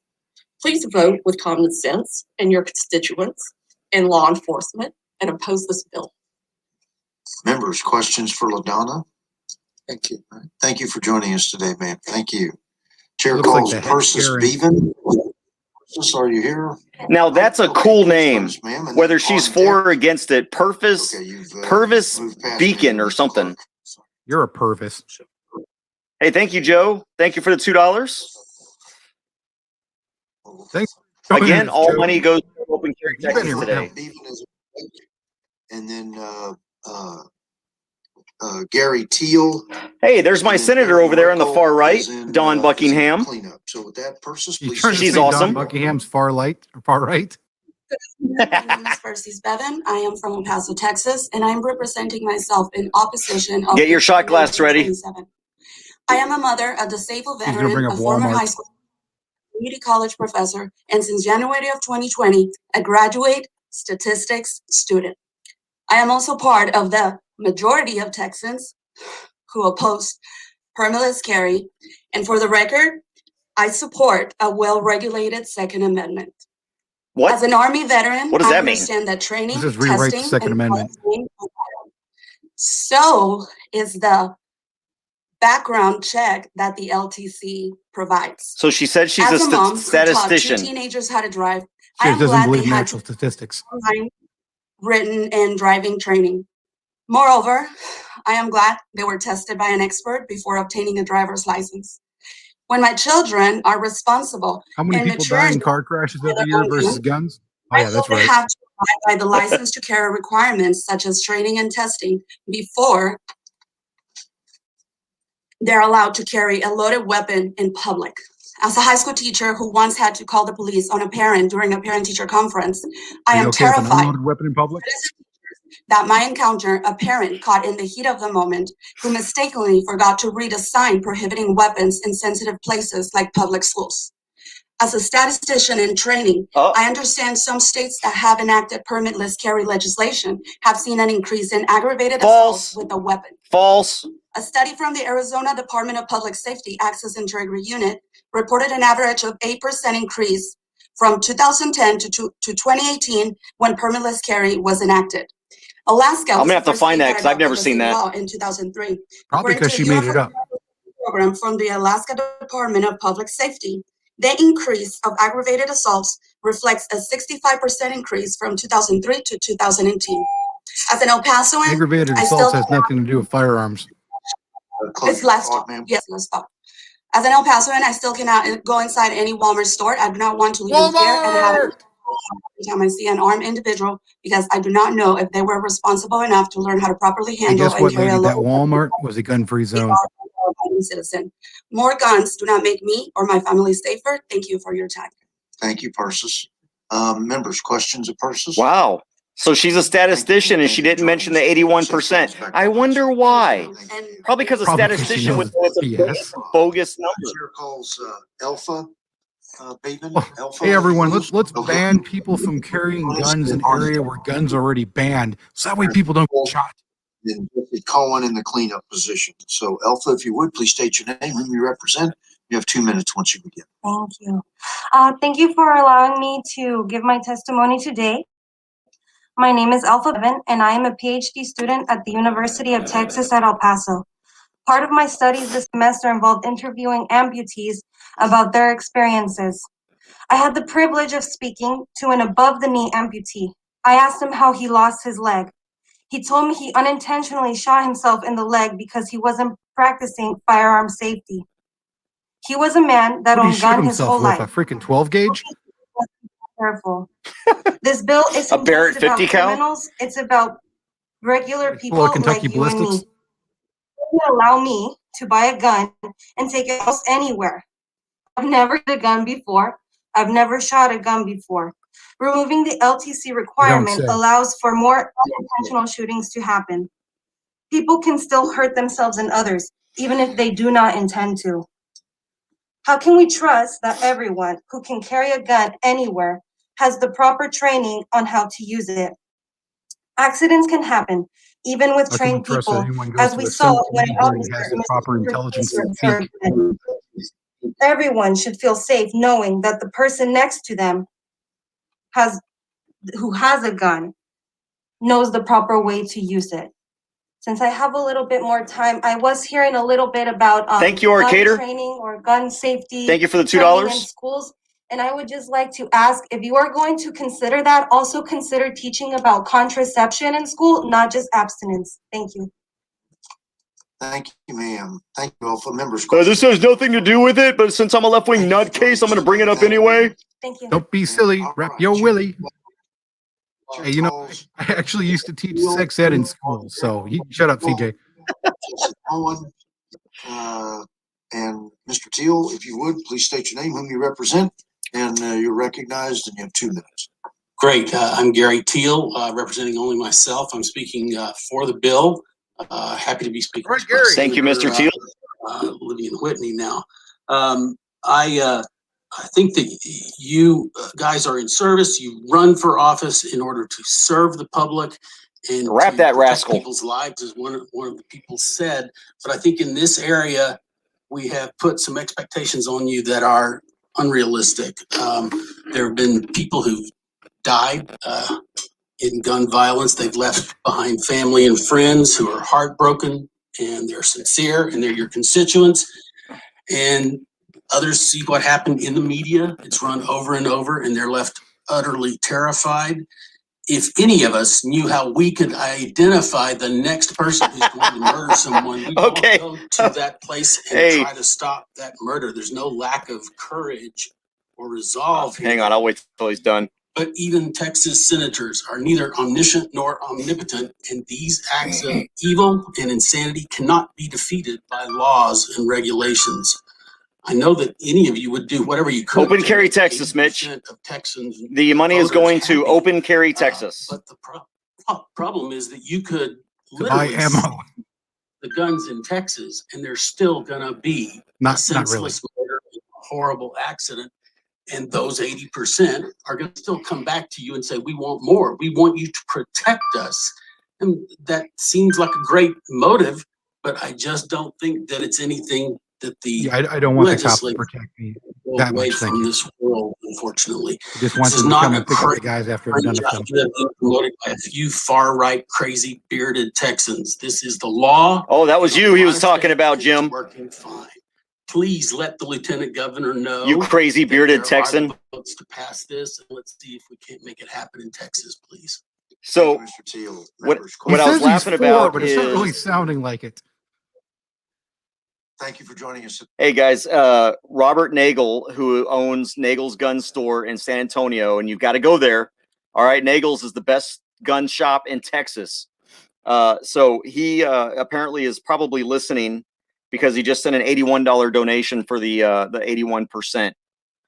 So to Open Carry I'll Texas. say the thing about Nagel's too. He's a cool guy. They have a great selection of firearms, good store, lots of ammo when I was there, and they have an awesome selection of knives. You want a switchblade? You want a knife? Yes, they do. It's got every freaking thing you can think of. Very cool. I Yep, mean, it's Nagel's not gun. massive academy size, but you walk indoor and it's just like a gun and knives boner in that place. It's awesome. Yeah, and Nagel's Guns is the website. So just go to Nagel's Guns, and they even ship to FFLs. Anyway, let's get back to the testimony. training, which is over a decade, almost a decade and a half. Yeah, they got Bowie knives. Teaching civilians and military and law enforcement, even across the world.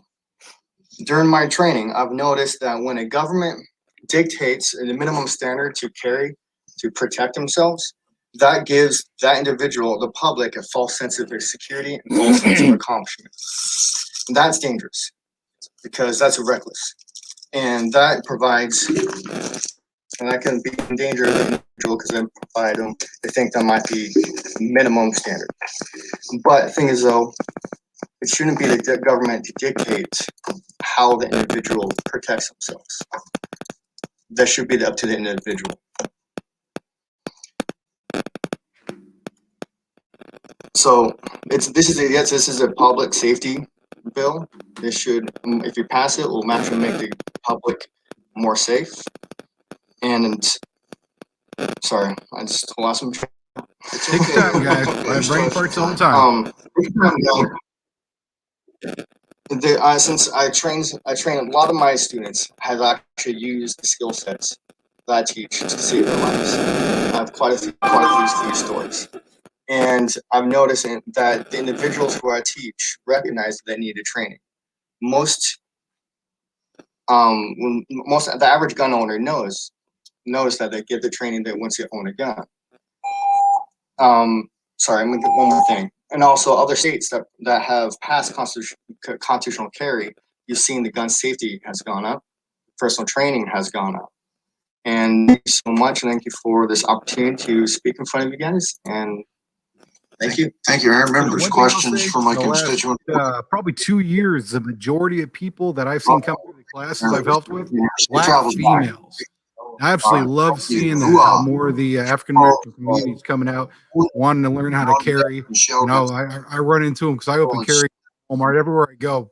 Gas stations, people come up, hey, where do I go to carry, or what class do I go to? And I just give them a card, and people don't realize that a lot of people. I mean, it comes down to money and time, and by getting rid of that, it allows people to be able to protect themselves. These last 5 years as a peace officer in Texas.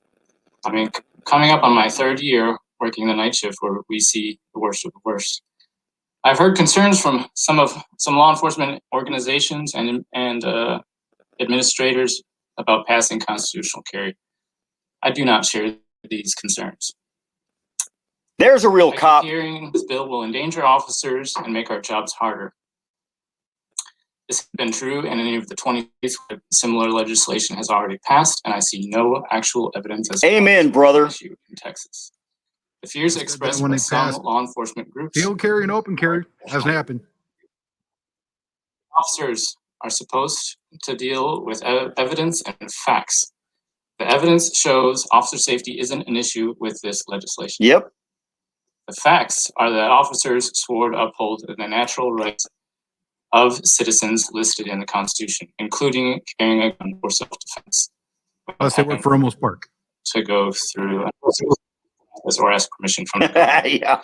If the badge we uphold as officers is to have any credibility, we must be on the side of actually defending the Constitution. Yes. Not just saying it when we swear our oaths. Exactly. To do our jobs. Amen, brother. Every true public servant, officers, and all of you here should support removing the permanent requirement and pass HB 1927. Thank you. Members, questions for Officer Cohen? Come on, Lucio. Hall, you're recognized. Oh, Hall, okay. Mr. Cohen, you are a peace officer. Yes. There's been some discussion about one of the parts of the bill. I think it's called Section 10, or also referred to as the Dutton Amendment. Yes. What are your thoughts on that? I don't have a problem with it. Basically, that Dutton section. It just codified section. I forgot what it's called. It's right at the beginning of the bill. Those two things combined basically just put into statute the current requirements for a Terry's frisk. Exactly. It codifies common law. Stop somebody, and then if they're armed, we can control their movements, detain them, and temporarily disarm them while we investigate. So you're saying what it just says? It just says what's already in law. It says what's already in case law. It doesn't change. It would not change anything that we practically do on the street, as far as I can tell. Hey, Mitch, thanks for the $10, brother. Thank you very much. I wish Illinois wasn't so anti-gun, man. You're in the lines. Joining us. Thank you all. Mitch, I got a lot of friends in Illinois. I used to live in Chicago. Believe me, I know your pain. Hopkins, and then in the cleanup position, Catherine Dorr. I think I'm pronouncing that correctly, Catherine. I hope I am. With that, Ms. Gonzalez, please state your name, whom you represent. You have 2 minutes once you begin. Yes, hi, my name is Michelle Gonzalez. Thank you so much for your time. I am here on behalf of myself. I'm a protective mother, responsible gun owner, patriot, and constitution. Get that bell ready. I suppose it. No, I think she supports it. 19% that fully supports this House Bill 1927. I believe in my God-given freedoms. Therefore, I believe people like myself have the right to protect ourselves and our families outside of our homes and our vehicles without having to ask the government for permission. While some are concerned that the wrong people will have access to carry a gun, the reality of it is criminals will always have a way to access guns and to carry them. Laws to only negatively impact law-abiding citizens like myself. When law-abiding citizens are armed, more lives are saved. Good example is Sutherland Springs earlier. You also have states like New Jersey, New York, Maryland, California, and Illinois that have strict gun laws, and yet they still have high gun crime rates. You just cannot legislate evil issues. Let's also keep in mind that we still have to go through the application and background check process to purchase a gun. Hey, picture perfect. It's actually against the law in lady Texas earlier too, except for mentioned, limited 3 words that she wants to remember limited from our circumstances. Second The Amendment. problem is Be most people well don't know that. I would also like to mention 4 words, shall not infringe. Amen, sister. So therefore, I hope and pray that this bill will be passed in Jesus' name. Amen. Not a woman. Nice. Nice. I like that. That was good. That was good. Thank you, ma'am. I greatly appreciate it. And thank you for Amen, not a women. Chair calls Carolyn Smith, and then on deck, Varnell Hopkins, Catherine Dorr. Oh, Varnell. Varnell's there. Oh, Varnell's there? Carolyn, are you here? Yeah. Thank you, ma'am. If you would, I please talk state to him your all the name, time, who but I you haven't seen him in a represent. minute. I know he's down in my area all the time, but we're always busy. And I am representing myself, and I oppose the HB. All right, get your shot glass ready. I am a Vietnam era veteran, and I am an elected deputy / judge for the election time. And I just spent the last week doing the election, so I had to look at people's ID cards. I had to look at them, exhibit them answering the questions. I had to make sure that they signed off everything. But then when this Buck says House she bill thinks came that up, I couldn't voter understand ID is it. racist. I was not longer than most Texans. So, and I kind of agree with some of the rules and the laws that you have here, but I just can't understand how could you not give training or any kind of program of training? Because I feel that you have to be a wise individual to go out there with a weapon. But then, because I know most Texans do love their guns, I just have an issue with the training for de-escalation purposes, or just for overall, just being able to help individuals. I work as a medic in the They don't teach U.S. that in Army. LTC class. Gunshot wounds. I saw entries, holes in heads and everything else, picking up people off the street. So basically, once I became a civilian, I decided I couldn't go any further with that. And now I got more productive into other fields. So with this, the law enforcement has another problem. They have to go make a split decision. And if they can make a split decision and it can cost them, how can other people who may not be capable of trying to make this decision of whatever it is that they happen to be influenced with? So basically, I see that the legislation here today look like me, but I still oppose 1927. Thanks a lot. Thank you, Carolyn. Members, questions for Ms. Smith? Thank you for joining us today. Thank you for your Have you service always too. been an Thank idiot, you. or is that a new thing? By the way, are you Calls a of Vietnam era veteran? Hopkins. So are you trying to say you served in Vietnam? Because Catherine I mean, Vietnam you say era, I'm you an served during Iraq Vietnam, era not in veteran. Vietnam. That doesn't mean you deployed. Then the There's Varnell. There's Varnell. That's my boy right there. Me and him are Please state friends. your name. Not being racist. Don't worry. We've been buddies for years. My name's Varnell Hopkins. Yeah, brother. From Killeen, Texas. I'm gonna send him a text right now. In support of 1927. It's gonna be real hard not to be repetitive what everyone else, the other people have said on both sides of this.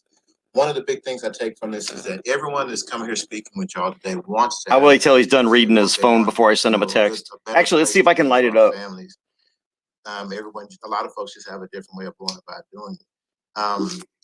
One of the big takeaways that I from myself on this, I'm a firearms instructor myself. I've had people come through. Oh, he moved his phone. I can't see. So if you're in the Waco area, hit him up for class.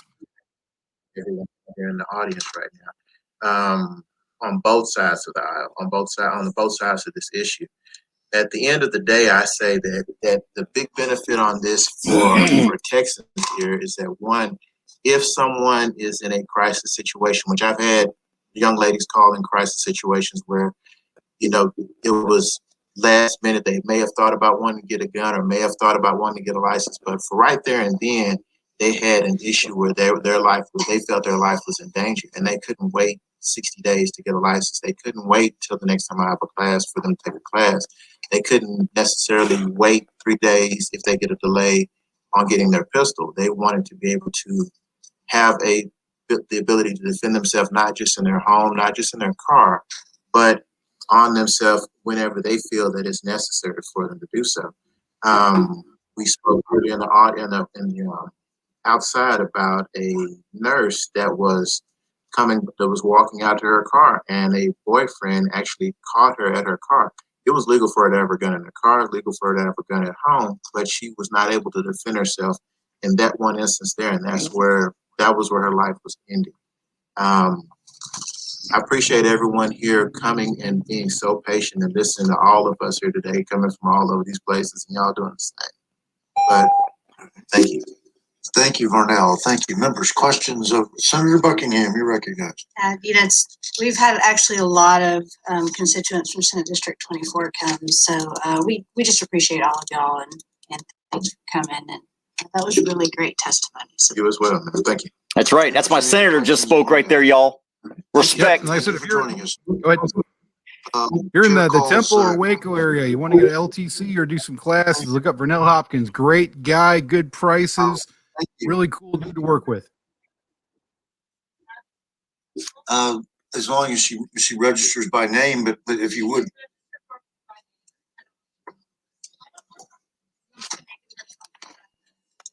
I didn't hear the last, but what's she?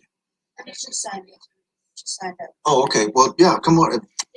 Please, by all means.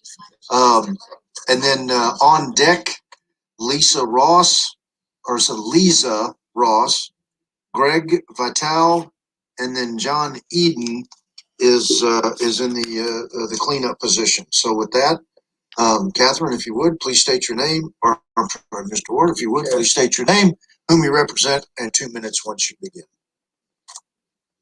Hi, my name is Marie-Therese Morosky. I'm representing myself. I'm 14 years old and I'm opposed to this bill. The reason I'm opposed to this bill is Mom put her up to it. that I think Mom, get away from me. Laws and not less.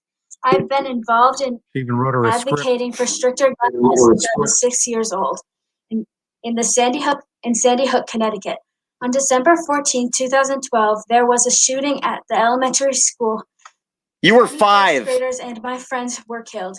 Since then, I have not felt safe in school, grocery stores. That's because your mom is scared the crap out of you. I don't think the government should allow It could be people you. You would with be no dead. training It could to be carry firearms. I think that you should do more, not less, to keep kids like me safe. Members, questions? May I ask, Senator Lucio, you're recognized. What grade are you in, young lady? I'm in 8th grade.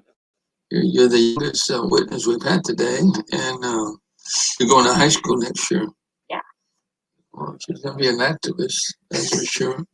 We appreciate people taking part, especially our young people. Whether you're for or against this bill, we appreciate everyone coming to let us know We how they appreciate the feel. indoctrination and use of children in propaganda. Chair calls Lisa Ross. Lisa, if you would, please join us. And then on deck, Greg Vital, John Eden, and then Kurt Kadena Mitchell. And members, we have 9 witnesses remaining. So with that, Ms. Ross, if you would, please state your name. Dawn, Represent. I sent you a text message. Thank you very much. I'm Lisa Ross, and I'm a board member of Texas Guns. Oh, here we I'm also go. a founder of Block Arms for Life. Get your shots ready. My mission is See, this is scary. If I saw her walking on the street, I would cross the street. I'm coming to you at this as a mentor of my gun community. I'm an NRA member. I'm a gun safety advocate, and I'm a licensed holder. She only joined the NRA so she could say that. If she's even an NRA member. Yeah. He was a 23-year-old college student in North Carolina. He was in a room with a bunch of young adults. The young adults were all under the age of 25. The gun was sitting on a coffee table. Someone handed my son the firearm, and it discharged, and killed him. No, it doesn't just discharge. Now what I do is he So you pulled the didn't teach your trigger. kid proper weapon safety, and because of that, he died. Congratulations on being a crappy mom. This bill 1927 makes it very reckless for young adults because they are already at a vulnerable age and they already are somewhat reckless in their behavior. I think that your kids proper gun safety is because it's important that they know firearm safety and training, and I feel like that this bill does not do the education that it should before we're letting them. It's almost like putting the cart before the horse. We're not doing the you education mean that like we the should NRA with is young supposed to but doesn't. days out there. There's not enough education as far as firearm safety goes. Yeah, there is. If you were a good parent, you'd give it. Allow them to start carrying a firearm. We also know that science kind of tells us that the brain isn't developed until the age of 25. These young adults that are in the room, But she my wants son, kids to vote at 16. Yeah. the responsibility of handling a firearm. And this is what happens when we don't have the proper education. No, that's what happens when you have a terrible mother. And the education, the stuff that goes behind it. That's what happens when you have a crappy mother. That's my I time's have a up. So 5-year-old and a 12-year-old, and guess what? I can leave a gun on the table all day, loaded. Neither one of them will touch it, and if they will know exactly how to properly handle it. Now I don't because I'm a responsible parent, but I could. My heartfelt sympathy. Thank you very much. Like I said, yes. Like I said, those had there been the training there, had we had taken the time, then my son might still be alive today. And that's why I But think you it's didn't. really important that we get. But she didn't. But the brains are perfectly like fit enough to have a 14-year-old come and testify, right? Thank you for being proactive, and hopefully the people that are listening will take Which you is as funny honest. because how many people are in the military at the age 17 handling machine guns? Damn. Greg Vital. Yeah. On deck, John E. Kurt Kadena Mitchell, and then I got some Gil Taco Bell Switzer on deck right now. in the clean. Vital, if you would please state your name, whom you represent, and you have 2 minutes. This is Texas Freedom Force. Oh yeah. Thanks for Dude's been waiting, been sitting there all the time. My name is Greg Biddle. I like that hat. I represent myself, and this is Texas Freedom Force, and I am for this bill. Now, last year, in May, there was a large riot. It started off as a peaceful protest of people marching down the streets, and it turned into a real live melee riot. There was 4,000 people there, and 150 patriotic Texans. Amen. This is Texas Freedom Force. Held the line. Answered the call to arms. Literally answered. Hold the line. Let me rephrase that. They answered the call to arms to come and The protect cops literally hid behind them. And they lined up in front of law enforcement, safety, and who were all. Yay! Don Buck just replied to me. Rangers. They literally stopped that crowd. Yes. From doing Tell her I any owe her lunch kind of still. damage or vandalism. Outnumbered 40-1. into harming any police officers that were there. Or 4-1, excuse me. Not one shot was fired, and Yeah, everyone 40-1. That's right. was loaded to the gills.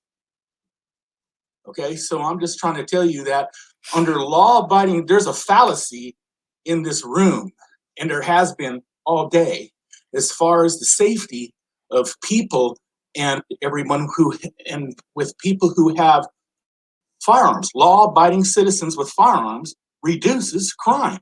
I don't know. I'm just telling you, all the states before us, before Texas, that introduced the constitutional carry, all of their crime rate went down. Yes. I mean, not at a small, straight down. Okay, Vermont has had constitutional carry for years. For its entire You existence. can Google this stuff right now. For its entire I don't have existence. to bring paperwork up here and look at my cell That's phone. Bernie I'm telling you, Sanders I territory. and blue in the face. Isn't it weird that I Bernie think that Sanders every has more rights law-abiding than Ted Texas Cruz? has a right to protect themselves with a weapon if they have to. Thank So you, I Mr. think you should pass this bill. Thank you, Mr. Vitale. Sorry. Members, questions of Greg? All right. Thank you for joining us today, Yes, sir. Mr. Vitale. I'm also a A retired bunch of somebody veteran. go, hey, where'd you United get that States- hat from? How you do it? I'm a Marine. Calls John Edine, and then on deck, Kurt Dean Mitchell, Gil Switzer, and then Mark Randall. So with that, Mr. Edine, if you would, please state your name, whom you represent. Sure. My name is Johnny Dean. I am a doctor. I am a pediatric orthopedic surgeon. I am the membership director for Doctors for Responsible Gun Ownership. Oh, gosh. And I am a proud Navy veteran. I've also had a license to carry since 2000 for constitutional carry, specifically. The Navy, the Army's like, hooah. My public health colleagues. The Marine Corps is, gun violence hoorah. costs $280 billion. And the Navy is, However, hi. they never discuss the benefits of lawful firearms use. In 1995, criminologists Gary Kleck and Mark Gertz published their landmark study, Armed Resistance to Crime, the Prevalence and Nature of Self-Defense. Yep. With a gun, concluded up to 2.4 million defensive gun uses occurred in the U.S. annually. The CDC conducted studies in 1996, 1997, and 1998 that confirmed Kleck's findings, but they never published them. And then in 2013, those were Clinton President years. Barack Obama, after the Sandy Hook shooting, commissioned a study, and it found that there were 300,000 criminal gun uses, but over 500,000 to 3 million defensive gun uses. And Obama suppressed that too. How much money does the presence of armed citizens save the taxpayers? I'm also a firearms trainer with over 1,200 hours of training. Sorry, doctor. It's a concern of you've been concerned about that people aren't going to get trained without the LTC. And the opposite is true. In Arizona, the number I'm glad this guy's on our people side. that got training went I thought he was going to go the other way. up because people did, they didn't know whether they had enough training. So they actually sought it out themselves. They're responsible individuals. Gun owners are the most responsible people. They're more responsible than police officers, frankly. They're more law-abiding. And so I think that we need to make sure that, we get the constitutional carry. We need to make sure that, people can arm themselves without having to go through a large cost. A lot of people just can't afford it. And it's, especially if you're a single mom living in a big city. So anyway, as it stands now, 20 states have constitutional carry. What are we waiting for? Yes. Please pass this bill out of committee. Thank you very much. Hey, James, the Senate committee will likely, it's possible that they vote tonight. That's what we're hoping for. We're going to find out after the next 7 people that are left. Well, it's a good thing I didn't get a bunch of my friends to come down there and speak. So, yeah, at the latest, it'll be next week when they vote on it. Chair calls Kurt. well, we'll see how much people drag their feet. On deck, followed by Mark Randall on deck, and then Clint Polar in the hole position. Kurt, are you with us? Kurt, are you here? Okay. How about Gil Switzer? Oh gosh, here we go. Gail Switzer. Jill. Okay. It's yep. Jill Switzer is a gun nut. Thank you. Or gun control nut. Represent. I have 2 minutes. A gun dense. Once you begin. Thank you. All right, get your shots ready. So I am Jill Switzer, and it's Oh, spelled good God, G-I-L. she looks like Beavis as a transgendered woman. That way. I'm the executive director of Texas Gun Sense, and we oppose. Get your shots ready. 1927. I have the handout with some of the facts, not all. Tried to keep it short. Happy to. I know, for example, Senator Lucio has asked a lot of good questions, so I plan to answer those questions when I go by your office. Something really concerning me today. 2 young adults came before this committee earlier today and shared personal stories of how shootings motivated by anti-Semitism have deeply impacted their lives.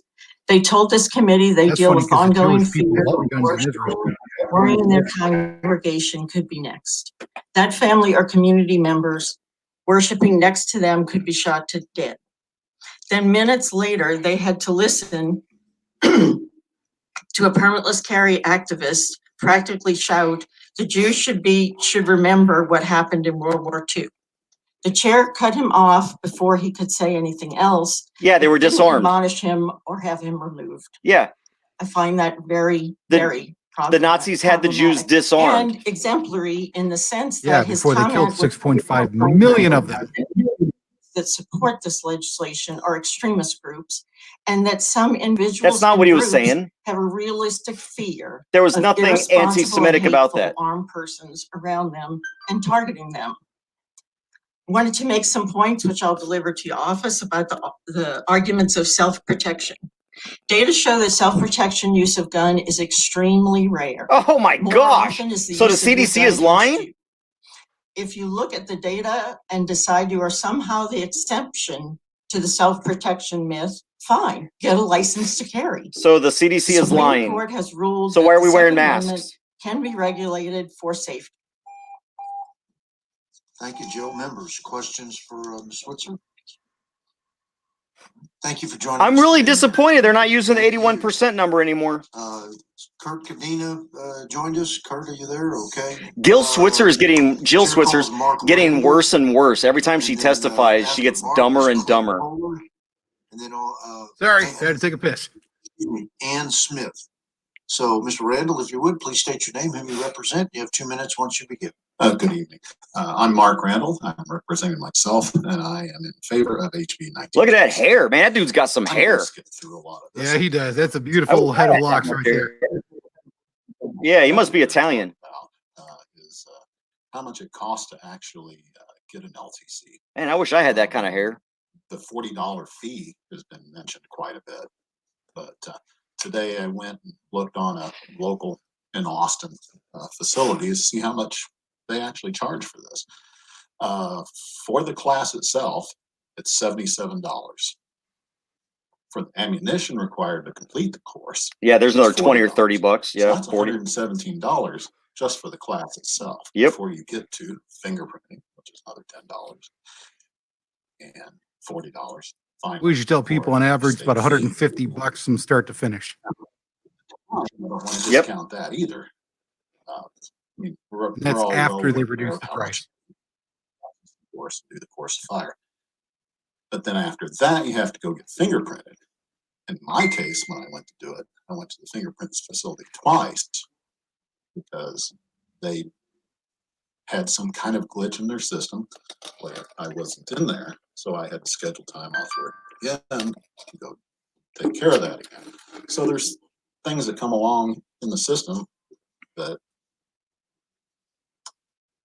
really don't need to be there. So, and I'm pretty fortunate. I can afford to take time off of work. I can afford the class. There's people that can't. And that's not right. Texans and Americans have the right to protect their lives and family. And let's not just be the Texans with time and money. Please pass HB 1927 as it is. Thank you, Mr. Randall. Members, questions of Mr. Randall? Thank you for joining us today, sir. Chair calls Clint Polar. Clint, are you with us? All right. Senator Buckingham's constituent. Please join us. And then on deck is Ann Smith, Carl John Zeitz. I hope I'm saying that correctly. D24 representing. Marie Therese Morosky. I think that is everybody in the database I believe that's what, so hold on, let me get, Mr. Polar. And here's why I think they're going to do a vote when everybody's done. Every committee member is there. Normally, in a lot of these hearings, towards the end, when it gets this late, you'll only see like just barely a Good quorum. evening, my name is. I just see Clint So I Don think they're sitting going to back probably there for pimp pose going on. On behalf of my fellow Texans, since I'm already an LTC holder. First off, the 81% poll question being robotically chanted is an unvetted online survey, only a few weeks old, with a 70-word loaded question, when an intellectually honest one would have simply hit the super been chat asked, for $1. do you support constitutional care? Anytime that 81% If you is believe mentioned, the 81% number actually represents Texans Or give against one Take a sub to shot. Not So Slim Jim. Yeah, or give a sub to Not So Slim Second. Jim. I'll read a partially redacted statement made by somebody on this committee, possibly not present. This law is unconstitutional and creates suppression against our citizens. What? The right for our Texas citizens must not be burdened with unnecessary hurdles. That law is simply to require an ID to vote. He's quoting someone.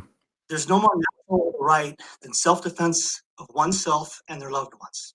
So somebody is going to make an argument that it's an unnecessary hurdle just to get an ID to vote, something that's also required to get an LTC plus a lot more, then it's most certainly an unnecessary hurdle, and more importantly, an immoral one, to have that natural right to protect themselves from all the criminals that do not care about any of these laws. Yes, amen. Any misfounded uneasiness one may have doesn't trump our neighbors' rights to protect their loved ones.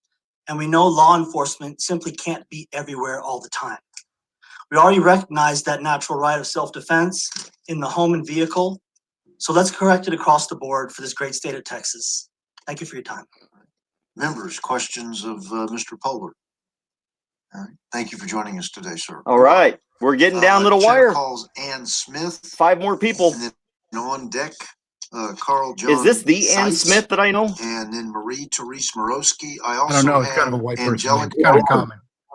If this is the Ann Smith I'm thinking of, this is going to be good. We'd called you at some earlier point during the day. This is going to be entertaining. But I got you. Okay. And then, ma'am, I'm your name. disappointed. We've only had one person try so far. Did you catch that? I did not. Any chance you'd write it down for me? Did you? Can you get her to write it down? Spell it right. Okay. And And then, Taco Madam got Clerk, if you would, arrested to for the gentleman. coke possession. He was fun to have around. So with that, Ann. Yep. Ann. Eric, they've already turned off the registration to speak. Ann Smith. So now they're just completing the list. They've got like 5 or 6 left. That's it. John So Seitz, nobody else Carl, is are you allowed to with us? sign up at this point. Mr. Sergeant at Arms, is there anybody in the waiting rooms? Is anybody in overflow, or is everybody that's in the room now who's still with us? That name Sergeant of Arms, that triggers me because it makes me think of firearms, and firearms are scary. We need to change that. Hearing room. It's that offensive. is waiting to testify. Okay. All right. They may vote today. Then, I think they might, just because everybody's Marie there. Morosky. Marie, are you with us? So the hope is that they're going to vote after the hearing. Angelica Halpin. Hopefully they televise it. That would make it nice. Well, they should be, because it's got to be public. Yeah, but you know the government's idea of public is very different from ours. Oh gosh, here we go. We got a sob story coming up. Oh look, she's got props. She's got props. People, get ready. Props. Crying and 81%, and my children died, and oh, a whole bunch of dead people. All right. And I was invited to demand action. I am against bill, and this is my first You don't time say. to ever participate in anything like this. I'm asking God every day why, and if I'm going to be stuck on this earth without my son, I lost my son Harrison Schmidt to gun violence. There's no such thing as gun violence. 18 years old, just driving a friend home, road rage. I know in Houston there's a lot of questions what's going on. I'm not going to blame one person, but I am seeing Wild West. People are taking things into their own hands. The boy that shot my son had no criminal record. Is it Wild West pimp style or just Wild West? But he lost his temper. It's already He legal had a to bad carry a day. It was firearm in Halloween, a lot of firearm in your and, car without a license plate. and that's what I've heard a lot of people talk about some really interesting things and experiences that they have. And you guys really have to, who cares what they threat or what they do or Constitution? Who cares about the Constitution? I'm not saying that it's against their No, you just said it. We go back to the preamble. You just said it. The cat was out of the bag. Ensure domestic tranquility. I'm not seeing it. We literally every night have 3 to 4 road rages. It's Houston, lady. About education. No, I've been working for Houston ISD for almost 30 years. We can't even teach the kids reading. Most kids are behind in reading, and you want us to start teaching them about gun safety? Oh, so you suck at regular things? My son, yeah, he learned it through Boy Scouts. I'm a Navy wife. My teach, husband gun safety in the Boy Scouts, lady. Sounds like she failed at her job. We're talking, and I've been hearing wonderful people talk about I can do this, I can do that, and I trust them. Even people from opposing sides against, we talk. We actually shared numbers, but we need to think about the generations that are coming, guys. These kids fight. Other side got your number so she can troll you later. Your thought and brings you to a close. And so that's what I'm asking you is this. As you sit and as you think about these future generations. Yeah. Let's protect them with guns.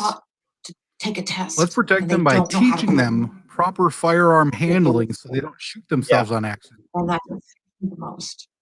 They don't know how to handle situations. Thank you so much. Questions? I don't want my daughter to get pregnant, so I'm not going to teach her sex ed. I'm just going to not teach her at all, tell her it's bad, and then get when she gets knocked up at 17. Thank you. Biblical name, I guess. I really feel bad about your son. I think of mine when something like that comes up, or my grandson. But you said something that's most important for us to be able to hear you and other mothers who feel that there are other issues in our public schools that we need to address. Guns didn't take her son's life. A person with a gun did. Which even then, as I said, it's already legal to have a firearm stored in your vehicle without a license right now. So changing this law wouldn't have saved your son. Exactly. Well, if it's going to happen that a lot of people have access to guns, and if it does, It doesn't change access to guns. Our young people get to know more about gun safety, so we could save lives. Right. That's So why don't we fund a training class for kids in schools? Your comments are well taken. There is a lot of bullying going on. There is a lot of stuff that a little bit. They need more discipline in their schools. I agree, and unfortunately, and I'm not referring to mamas that might not have control over their kids. We're going to take a few minutes to roll the guy who panders to his voters. Resolution.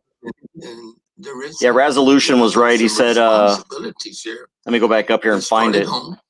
But also There was something he said I wanted to repeat. Out in the general public. Where'd it go? You're right. I'm on the StreamYard because YouTube's got a delay. It throws me off. So you gotta watch your comments for me. I just want to thank you for your testimony, and I lost feel it. sorry for those. What, your mind? I already knew that. Yeah. Here it is. Guns should be as normal as phones. Absolutely. That's what he said that I agreed with. I'm glad. Yeah, except for I don't want to go to the mall with a bunch of dumbass 16-year-olds pointing at me. It's an ISD because of that problem. We won't even take time for the kids to learn how to play together. You know why? Because you guys push all this other stupid crap on kids that they have to learn. We have only ourselves Maybe to if you blame. let your kids go to the range and learn how to shoot firearms properly, they would have more respect for them. And so I take responsibility for that because I did watch Take that. responsibility for being an idiot? I was told, okay, older teacher. What do you know? Thank you so much. No, but thank you for that. Okay, thank you guys. Good luck. Thank you, ma'am. Good Thank luck. you, and I am sorry All that right, her son gentlemen, died. That is horrible when someone dies over some needless Yeah. stuff like road rage incidents. But that's not my fault. That's not your fault. It's not a firearm that killed her. It's some Dan idiot Smith, getting into a stupid argument while driving their cars. Here's an idea. I got Orlovsky, cut off by someone today. Did I follow them and honk my horn and do dumb stuff? No, I just said, screw it. They're an idiot. Let them drive off. Just end it. Let it be. Yep. Weston Martin. Am I reading that correctly? Weston? Oh, Martinez. Okay, I just have Martin up here. I'm sorry. Okay. Weston, if you would, please. And then, okay. And then on the, on deck, Alma Arredondo. Oh, all right. Alma Arredondo. So you're on deck. If after both of you testify, if you would obviously state your name, whom you represent, and then register outside after your testimony, if you would please, so you can be a part of the record for being here today. Wait a minute. What? Dr. Weston, or I'm sorry, Dr. Martinez, you are recognized. Please state your name, whom you represent. You have 2 minutes. And before you start the clock, Senator, I will say I did register outside, but I'll be more than glad to do it again. Oh, okay. Thank you, sir. All right. First off, thank you each for being here, Senators. You know, I appreciate the side manner that you have. It certainly is a little bit of a different temperature than what we have in the House, even though some of you came from the House. So whether we're talking today about successfully supporting law enforcement, or the enjoyment of a hog hunt in East Texas, or maybe even a duck hunt down in the valley, or grid security in North Texas, I think we can all agree that we cannot legislate solutions for symptoms. Yes. We have to legislate solutions for the actual root cause of the problem. And being a former statewide commissioner, I too, like you, swore an oath. And that oath was very clear. And that oath was something that we all held our hand up, swore on a Bible, that we would defend against all enemies, foreign and domestic, without passion. With passion, but without passion, because it's free from our influence, because it's larger than us. You know, it's interesting that when we look at, as a real estate commissioner, and we look at licensing, because licensing has been a big conversation today. Imagine if we required every property owner to register all their properties in their name, not in their entity, so everybody wouldn't know their address, or not in their name of their trust, so they could transfer it to their family, but in their individual name. Regarding access, imagine that if someone here would advocate for young women to have access to abortion without a license, without a permit, without training on how to deal with this self-inflicted wound without infringement. Yet that same woman can't carry a gun to protect herself from the rape that could be cause of that abortion to begin with. Amen. Respect. This dude is stabbing to the quick. For abortion being limited until proper brain development is done, and limit abortions until the age of 25. Santa Ana would have loved to force the defenders of the Alamo to be disarmed and declared ineligible to declare arms. Remember the Alamo, allow freedom to ring, and please put people over politics in your decision today. Yes. Members, questions for Mr. Martinez? That was the biggest FU I've heard since I've been on this stream. That guy's a pimp. Yeah. A gun-toting pimp. Without Good actually pimp. saying it. Dr. Alma Arredondo. All right, Alma. Yes, ma'am. That's the woman. That's the girl. And Mr. Chairman, if I may take one moment. That's of Texas liberty right there. As Alma is joining us. We've had 100 and nearly 80. She's most definitely the embodiment of Texas. And this is how a discussion should function. There's been some times we've all had hearings and such that had a little more relish on the hot dog than we might have wanted. And so proud of the people of Texas for the manner in which they've carried out the debate and the discussion today. And nobody got shot. All those guns there. But before we get to that, You think Dr. the Wild Alma, West and people just shooting the place up. Next, please, ma'am. My name is Dr. Alma Arredondo Lynch, representing myself, and I live in Uvalde. I've lived there for 20 years, but originally I'm from the Rio Grande Valley, from Stark County. I am for HB 1927. My late husband was a special agent for U.S. Customs. He was a firearms instructor and a sharpshooter, and we lived in McAllen, Falcon Heights, Zapata. We've lived all over the border. And we had 3 children. We had guns all over the place, but my husband taught them how to respect the guns. None of those guns ever went off or killed anybody. I am here to address Senator Hinojosa, and I'm sorry that he's not here, and Senator Lucio. We all grew up in the Valley, the poorest population in the state of Texas. Senator Hinojosa and I are both migrant farm workers, and we rose from the depths of poverty to positions of leadership. Senator Hinojosa was responsible for bringing healthcare awareness to the forefront in the Valley by bringing that medical school. The Valley has become a cauldron of illegal aliens coming across the southern border. These illegal aliens are not model citizens. We're talking about MS-13s, the cartel of the Golfo.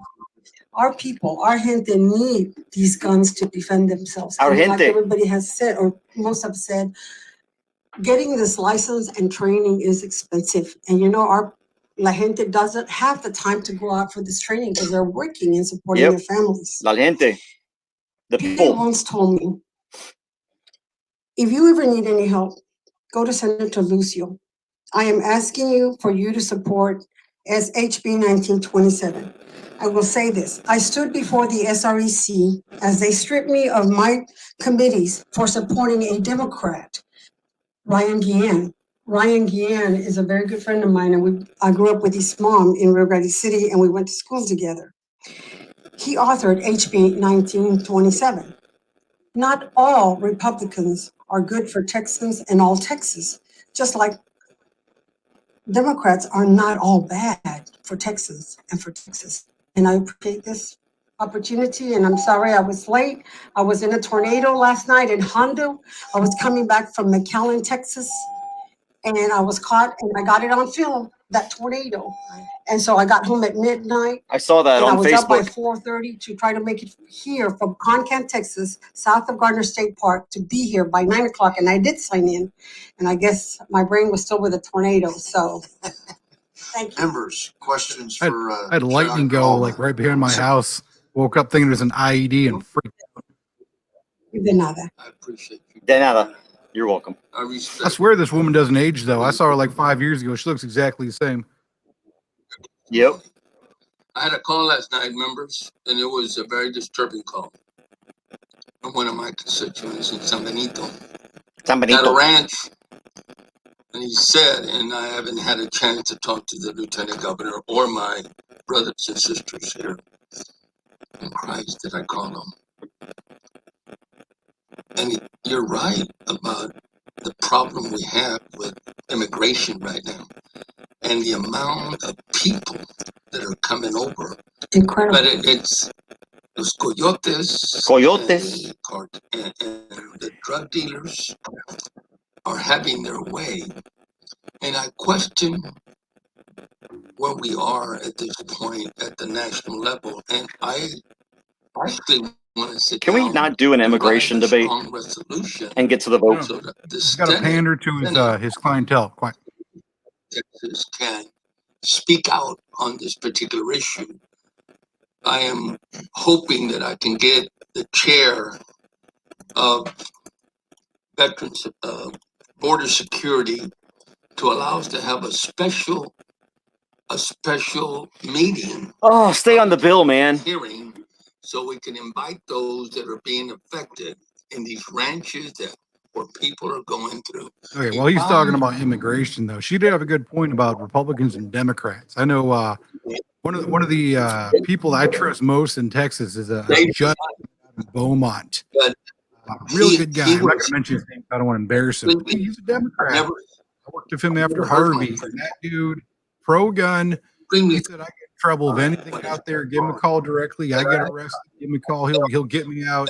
There's some real good Democrats in the state of Texas. And I'm not saying all of them, but there's some out there that I trust more, and I trust a lot of Republicans. Along with anyone else that is encountering this. He said that there are many more on the way, and it's organized, as you well know. And they're coming through these ranches, and there's a major humanitarian problem at the same time. That doesn't deal with the bill. Mr. Chair, will you please fix this? Mr. Chair. Maybe she's talking to the federal government about them allowing to do their job. Maybe that'd be easier, guy.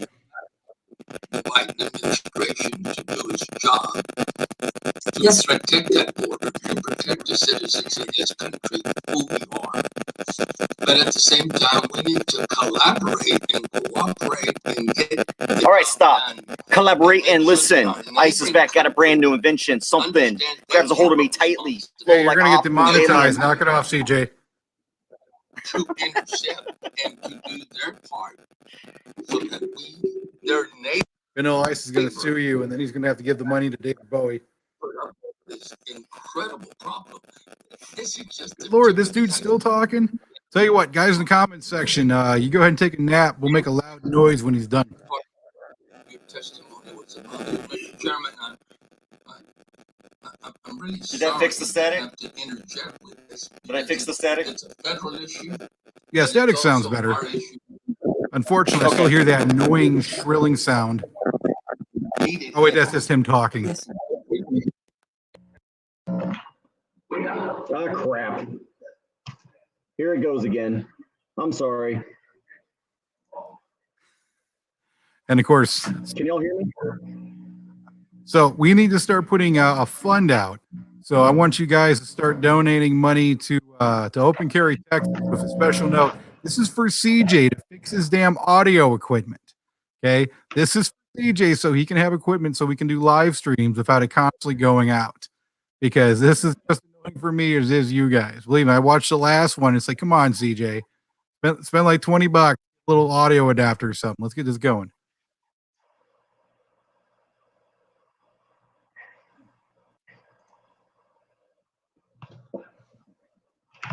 Can you hear me? I can hear you, but it sounds like you're talking through a paper towel roll.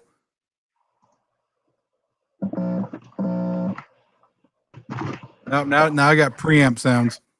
Right, unplugging and plugging it back in, as they would say.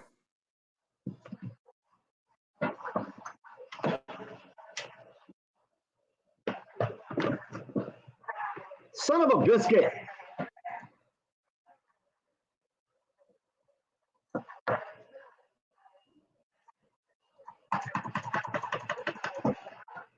Did your computer freeze? Yep.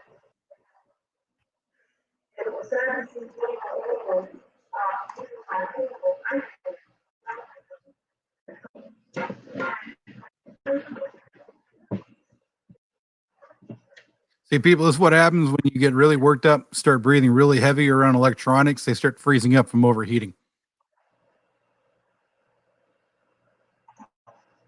I don't know.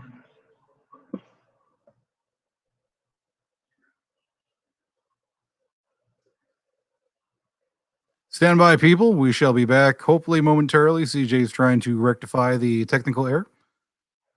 Till then, you can hear the not so sultry sounds of Fat Jim. I mean, not so Slim Jim's voice. As CJ was saying, hopefully, we're going to be able to get a vote tonight. Hopefully. So at least from that point, we can try to get it onto the floor of the Senate. Of course, we got to get scheduled. Once we get it scheduled, then we get it to a vote. If there are no amendments added onto the bill on the Senate, we get a clean passage, which is the preferable method. Then we get sent back to the House, and the House will go, hey, we got a nice clean bill, same as we sent it. And if they get that, then they can vote on it again. If it gets voted the second time, it'll get passed, and it'll be sent on to, oh, here we go. We got it fixed. You got audio, or do I need to keep talking to kill the void? The void of people's souls. No, it's still figuring out. So, okay. And then if they get it passed through the House, a clean bill will be sent off to the governor. Governor will sign it. If for some reason that it does not get a clean bill, they add an amendment. Then it goes back to the House where they have to vote on it with the added amendments. If they approve that, then it goes to the governor for signing.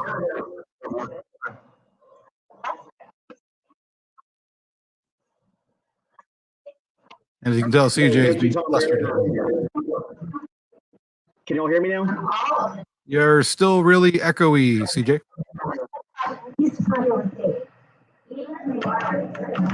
Try unplugging your microphone and plugging it back in. Or talking closer to the microphone as I'm doing.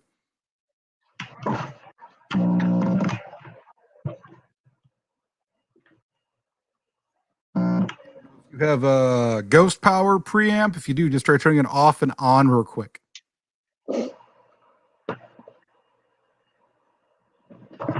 Remember those National Geographics where you see the monkey with the rock and the stick trying to figure out how to open up the shell? That's basically the new version of that with CJ right now, trying to figure out how to fix this. Pretty amusing, actually. Luckily, we just have some mad mommies sitting here looking angry, talking about guns are bad. My kids are good. Save the children. Thank you. I say something.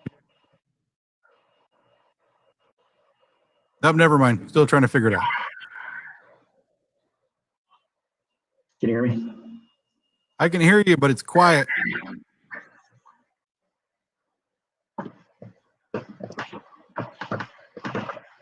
Try speaking closer to your microphone. Is the microphone working? No, it sounds like we're getting the native mic from your computer. Wonderful. That's why I said try unplugging the external mic and plugging it back in. Check the power source, basic stuff. I did that. Did that already. Oh, you got a headset, like a gaming headset? I know you're kind of a geek.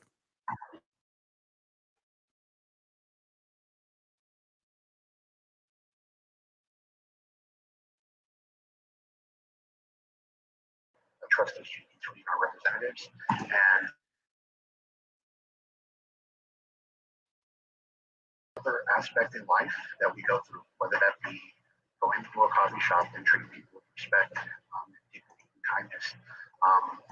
That is an onus that you have to do as an individual yourself. It's not enough that we, as a committee or as a government body or as a community, put on anybody else. It's pissing me off. Well, I'm hearing the amplifier sound of it, so it's trying to work. To be expected to say this is correct in this. Okay, is that better? There you go. The monkey has figured out how to open the snail. All right. If it starts getting staticky again, I'm not touching anything. You just got to deal with it until it's over. In every aspect of our lives. Because every time I touch it, trying to fix static, it breaks. Stop touching, CJ. In our community, whether or not we're going to come to events like this and speak our minds, and that. Yeah, I think my audio card's going bad. I think it's a new laptop that I need. To understand that if we are going to carry a firearm, that we need to take it upon ourselves to learn that training, have that training. By the way, thank you, Thomas Barrett, for the donation. For yourself, not being told by any government entity that you need to do that and to be legislated. So, in closing, I respect that you guys are having this. Okay, let's vote. Allowing us to speak, and I thank you for that. I just also would like you to have faith in your constituents to know that they are. By the way, the guy right speaking is my second cousin, as you can tell, because he's also a large fellow. There's questions of the. Not really, but we could probably pass. Thank you, sir.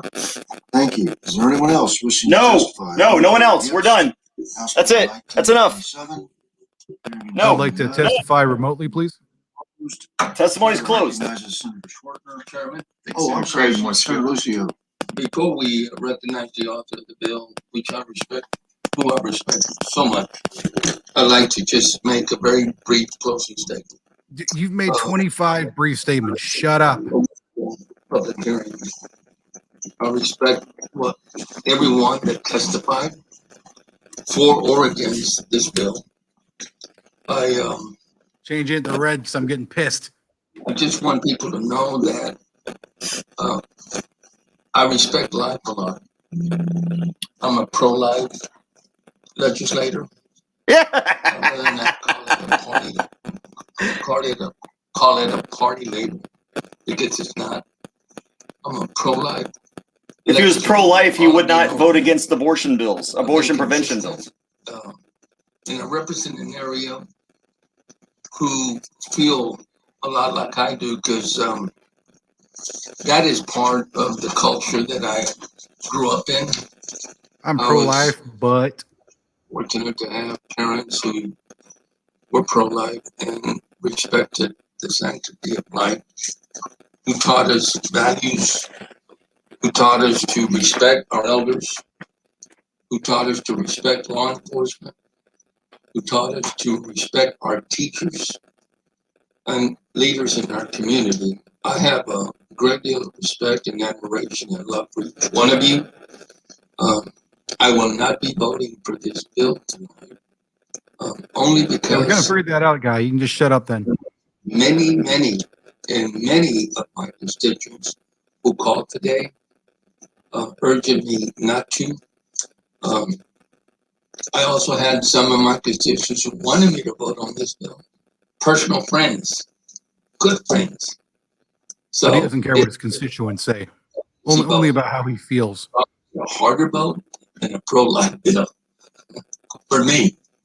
But I'm going to honor the majority of those that call me, but state to those that came here that out of respect for you all, I needed to make it clear tonight that this is a very honorable man that's carrying what he feels is a bill that he needs to champion.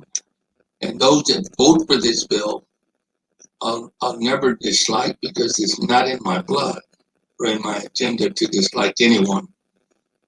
It is for me to work with people and be understanding and caring and loving of everyone as long as I'm here. And I wanted to make that clear tonight. I have a great deal of respect for our leadership, you know I do. And I have cross-party lines to actually support people from across the aisle, because I believe the men and women that I've known over the last 35 years here in Austin have given it their all, and I support people not based on their party, but based on their heart. So at this point, he's basically trying to get other people to vote against the bill because he's against the bill. I'll stop there and just let The you whole all. time he's the one been talking. So shut up. We get it. You're against the bill. We do not Sounds like he's care. Continue to try to find solutions to address the issues. Only thing that guy can filibuster is a big plate of beans. But I want to make it clear that I do believe, I strongly believe, that every man, every woman that cares to carry a gun should be able to have one. And Well, then help right it. now, Then make it happen. laws to protect themselves and their families. I don't feel that this bill will take that away. I think it will facilitate in a few ways to people to be able to go buy a gun and without having to worry about spending more money on permits and all, which is okay. But I just hope that we're at the end that nobody else gets hurt or killed. That's what we all want. You want to carry a gun, you got to pay for it and take a class and stuff, because I don't care about your rights. truly respect you. Nobody Thank wants you, people to Senator. die. That was some very, very kind comments and pointed comments.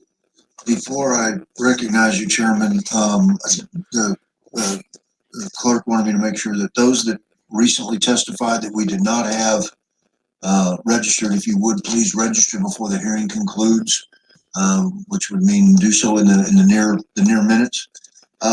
Mr. Chairman, Senator Creighton would like to speak, and I don't know if That'd be Senator great. Please let. Senator Hall, but I want you to have the last word. Thank So you. what I would like to do is Very kind of you, Senator Creighton. Senator Creighton, you're recognized. Thank you, Mr. Chairman, and just briefly. Let's go full screen on this for a minute. Thank you for running a very good hearing, both chairmen that managed the hearing today. Certainly to Chairman Schwartner as the bill author. We appreciate all the meetings that you've We're had still here. with stakeholders and how you've worked to develop policy. I heard a few things today that I think were repetitive that are concerning to me that I just wanted to clear up as far as what's consistent with the research in my office and what's provided.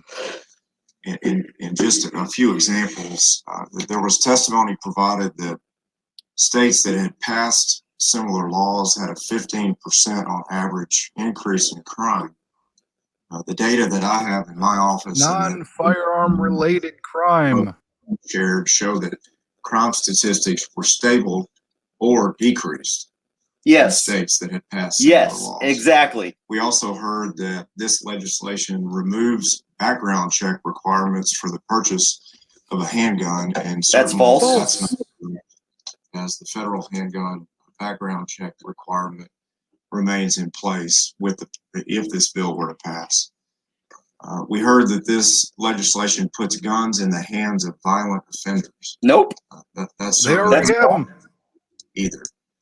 And last, we had many references to a survey that had results in the 81st percentile, where 81% of Texas has 81 percentile to the policy in this bill.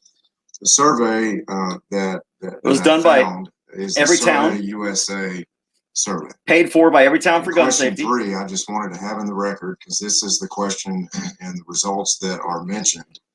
To read the question. They're going to poll Here, listen, Democrats and only 81% are against it. That's pretty bad. Number 3, the question says, under current Texas law, people are required to get a permit to carry loaded handguns in public places. Thank you, Joe. Regardless of whether they will carry the handgun openly or carry it concealed. In order to get a permit, a person needs to have a clean criminal record and complete handgun safety training. Do you support, oppose, or strongly oppose requiring a permit to carry a handgun in public in Texas? So the major omission in that question is that there's no verbiage at all that informs the people surveyed that a background check for the purpose of a firearm would still remain if the permit requirement is removed. And that will certainly produce a skewed answer. Absolutely. As we all know, the way a survey question. Why would they ask a straight question? Will have all to do with. I have the survey on my laptop right now. Answer.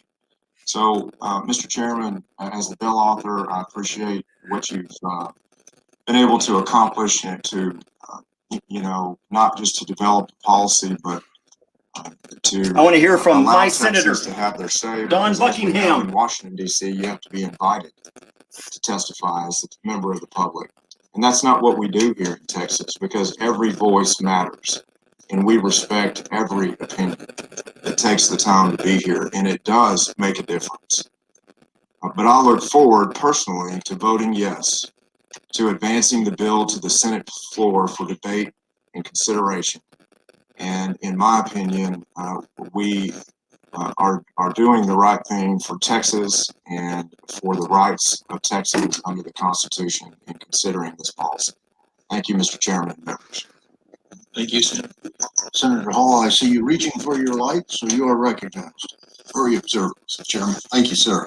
I will repeat some of what Senator Creighton had to say. I had some of the same kind of numbers, some of what we looked at in the questions that were asked and numbers that were used. I think it's clear that and it's not just about the numbers. Support that was gathered with thousands. It's not participating in fairly straightforward. It's not just about the numbers. It's about the fact that they provide absolutely no data on who they surveyed, other than it was 810 registered voters, but they don't say whether those people are, is it 800 Democrats and 10 Republicans? They don't give that data, and I've asked for that data, and I've never gotten a response asking for what percentage of those that were polled identified as either on the right, conservative or Republican, and what percentage was on the left, liberal or Democrat. And that's what they refuse to include as well. That's why I never trust studies unless it's a double-blind study done by a neutral party. Even conservative studies, you got to be careful with. You got to look at studies that it's like, it's done by MDA that's paid by Bloomberg and stuff. Now there we go, $5 help you fix your laptop. Yes, anytime to throw about that. It certainly doesn't require people to abdicate their personal responsibility to learn what they're supposed to do when they have a handgun. You just can't legislate. I think we should personal responsibility.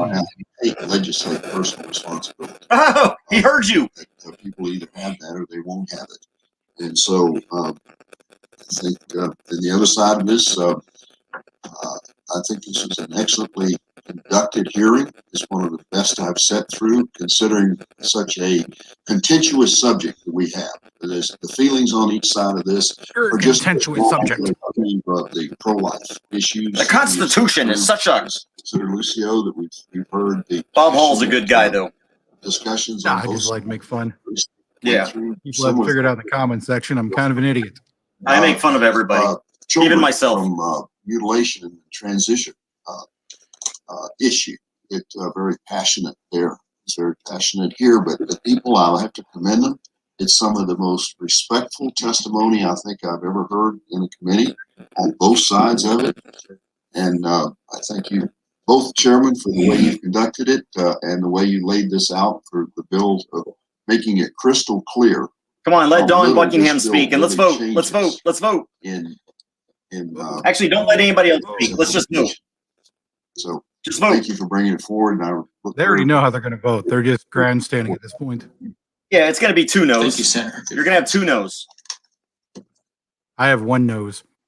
With that, Chairman, you're recognized. Senator Schwartz. Thank you, Mr. Chairman. And first, just thank you to the senators on this dais for your great attention and care and dedication to service of the people of Texas.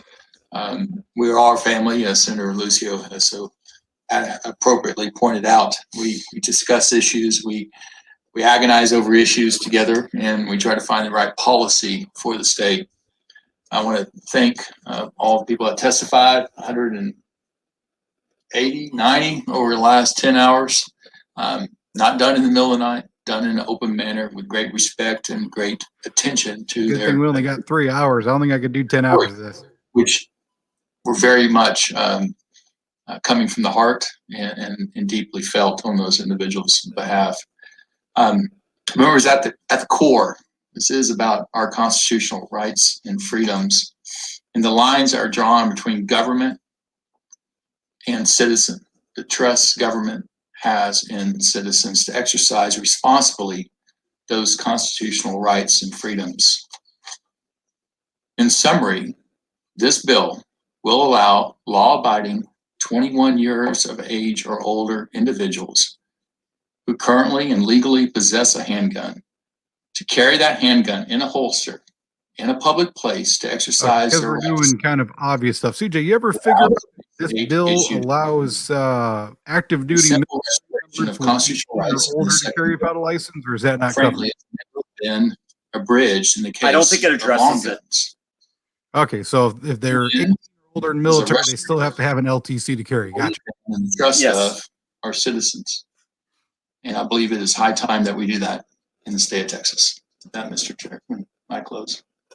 Thank you, Chairman. Do you, the amendments are still in front of us. Do you wish to make a motion to pull the amendments down? I would like to pull all the amendments down and leave them down. Okay, all right. With that, members, Senator. Oh, that's Schwartner good. has, That's good. withdrawn the committee amendments 1 through 6. Senator Schwartner moves that House Bill 1927 be reported favorably to the full Senate. Here we go. Here's the vote. Here's the vote. Schwartner. Aye. Birdwell. Aye. Buckingham. Creighton. Aye. Hall. Hinojosa. Lucio. There being 5 ayes and 1 nay, the bill is favorably reported. Members, Senator Hinojosa has a motion of item to be shown voting nay on House Bill 1927. Is there objection to adopting the motion? Hearing and seeing none, the motion is adopted.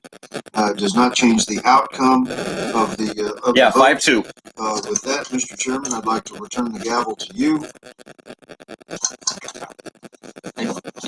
McKenna, I'm going to have your dad spank you or Thank something. you. You're grounded. Chairman, again, thank you all. Senators, Thank you for the your $2. attention and diligence in this hearing. Is there any other business to come before the committee? With no other business to come before the committee, Senator Birdwell moves that the committee stand in recess, subject to the call of the chair. Is there objection? Without objection, it is so ordered. All right, guys, there you go. The committee hearing is over. It has just passed out of the committee. Now, here's what I'm a little. This is what I'm a little bit confused about. because this was a subcommittee. So what I'm not sure of yet is whether this is. Says the guy in law school. Well, no, I just don't know how they structured it, because this committee was literally created just for this bill, and usually a subcommittee is a predecessor to a committee hearing, and so what I don't know is, does the vote of the subcommittee send the bill to the full committee, to some other committee? Because I don't even know if this subcommittee is a subcommittee of a committee or if it's an independent committee. No. Or Subcommittee, because you have the major committee that talks about all the whole bunch of different stuff. Like you have the safety committee who talk about a whole bunch of different things. Right. This is a subcommittee, which is of that committee for a specific item. So now that this passed, just this one item, because it's made, this subcommittee was made for just this one item, this can now go to the Senate floor. Okay, and that's what whoops, there we go. That is ended. Let's go to this here. Oh God, it's so ugly. So yeah, there you go, and it's going to go to the full Senate. As a matter of fact, now that I think about it, it just occurred to me, the motion that was laid was to send it to the full Senate favorably, so that it's going to go straight to the Senate now. And here's the good news. Because otherwise they'll have like a hearing and then they'll follow another hearing and they'll do more than one at a time. Well, this is just for the specific item. Yes. And the good news is he's dumb, but he's not that. This passed without a single. What the heck is that on my head? That's weird. Anyway, no, this that's passed. your green screen effect. Your head's too shiny. You need to shower more. Oh, okay. This passed without a single amendment being added. So the House version now goes to the full Senate, but I do guarantee you it's probably going to get something amended. And then once it gets amended, it'll go to a conference committee, and that's where the conference committee will hash out. This is exactly what happened with open carry. Now we've got until the end of May. That's May 31st is when the session ends. So we've got 4 weeks for the Senate to hear this bill. Hopefully they'll hear it sooner rather than later. Now that the governor is on board with this, now that it's passed the House, and now that it's passed the Senate committee, the pressure is on the Senate, and I really think it's probably going to pass. But they're probably going to add some amendments onto it. I'm very happy that the committee did not put extra weight into the law enforcement crap, but I guarantee you what they're going to do in the Senate is put weight behind the law enforcement crap. And then it's just going to have to they always bring up the cleat guys and all those ones, and they talk and they try to throw their weight around, and they're gonna obviously get support from the Democrats, and some of the Rhino Republicans are gonna listen to them, but the big fact is whether or not we can get the majority of votes that we need to be able to pass it without getting any additional amendments added to it. And that's the big thing. If we can get that, we're good. And I'm looking at this too, even on the national level, we're getting a lot of people getting the chatter from it. We're getting even the YouTube community. We're getting like Jared from Guns and Gadgets. He's talking about it. We're getting Reno May. We're getting, a lot of the big guys are talking about what's going on here and following it. So they're getting a lot of national pushback to pass this bill. So I'm seeing the likelihood of this passing is definitely getting greater than lesser. Yes, absolutely. The two idiots that voted no were Hinojosa and Lucio. Senator Hinojosa and Senator Lucio were the two that voted no. All right, guys, gals, everyone in between. This has been fun. This has been great. Thank you all for joining me. And don't forget to go and subscribe now to Not So Slim Jim. That says Sim Jim. Whatever. I was doing it in a hurry. It's Not So Slim Jim. Sorry. Okay, yeah. Go. First time using the whatever duck site thing. Yeah. So Usually go. I do it on Facebook. So my bad. I just kind of typed it real quick. So sorry. Go follow Jim at Not So Slim Jim, and he's my. I feel like guns and me being retarded. That's right. He's my fellow almost part jailmate, so he deserves it. Go follow him. And for the rest of y'all, take care, be safe, be free, and continue to contact your legislators, especially your senators now if you're in Texas, and let them know when this gets to the floor, vote for it, Vote for it. Vote for it. See you next time.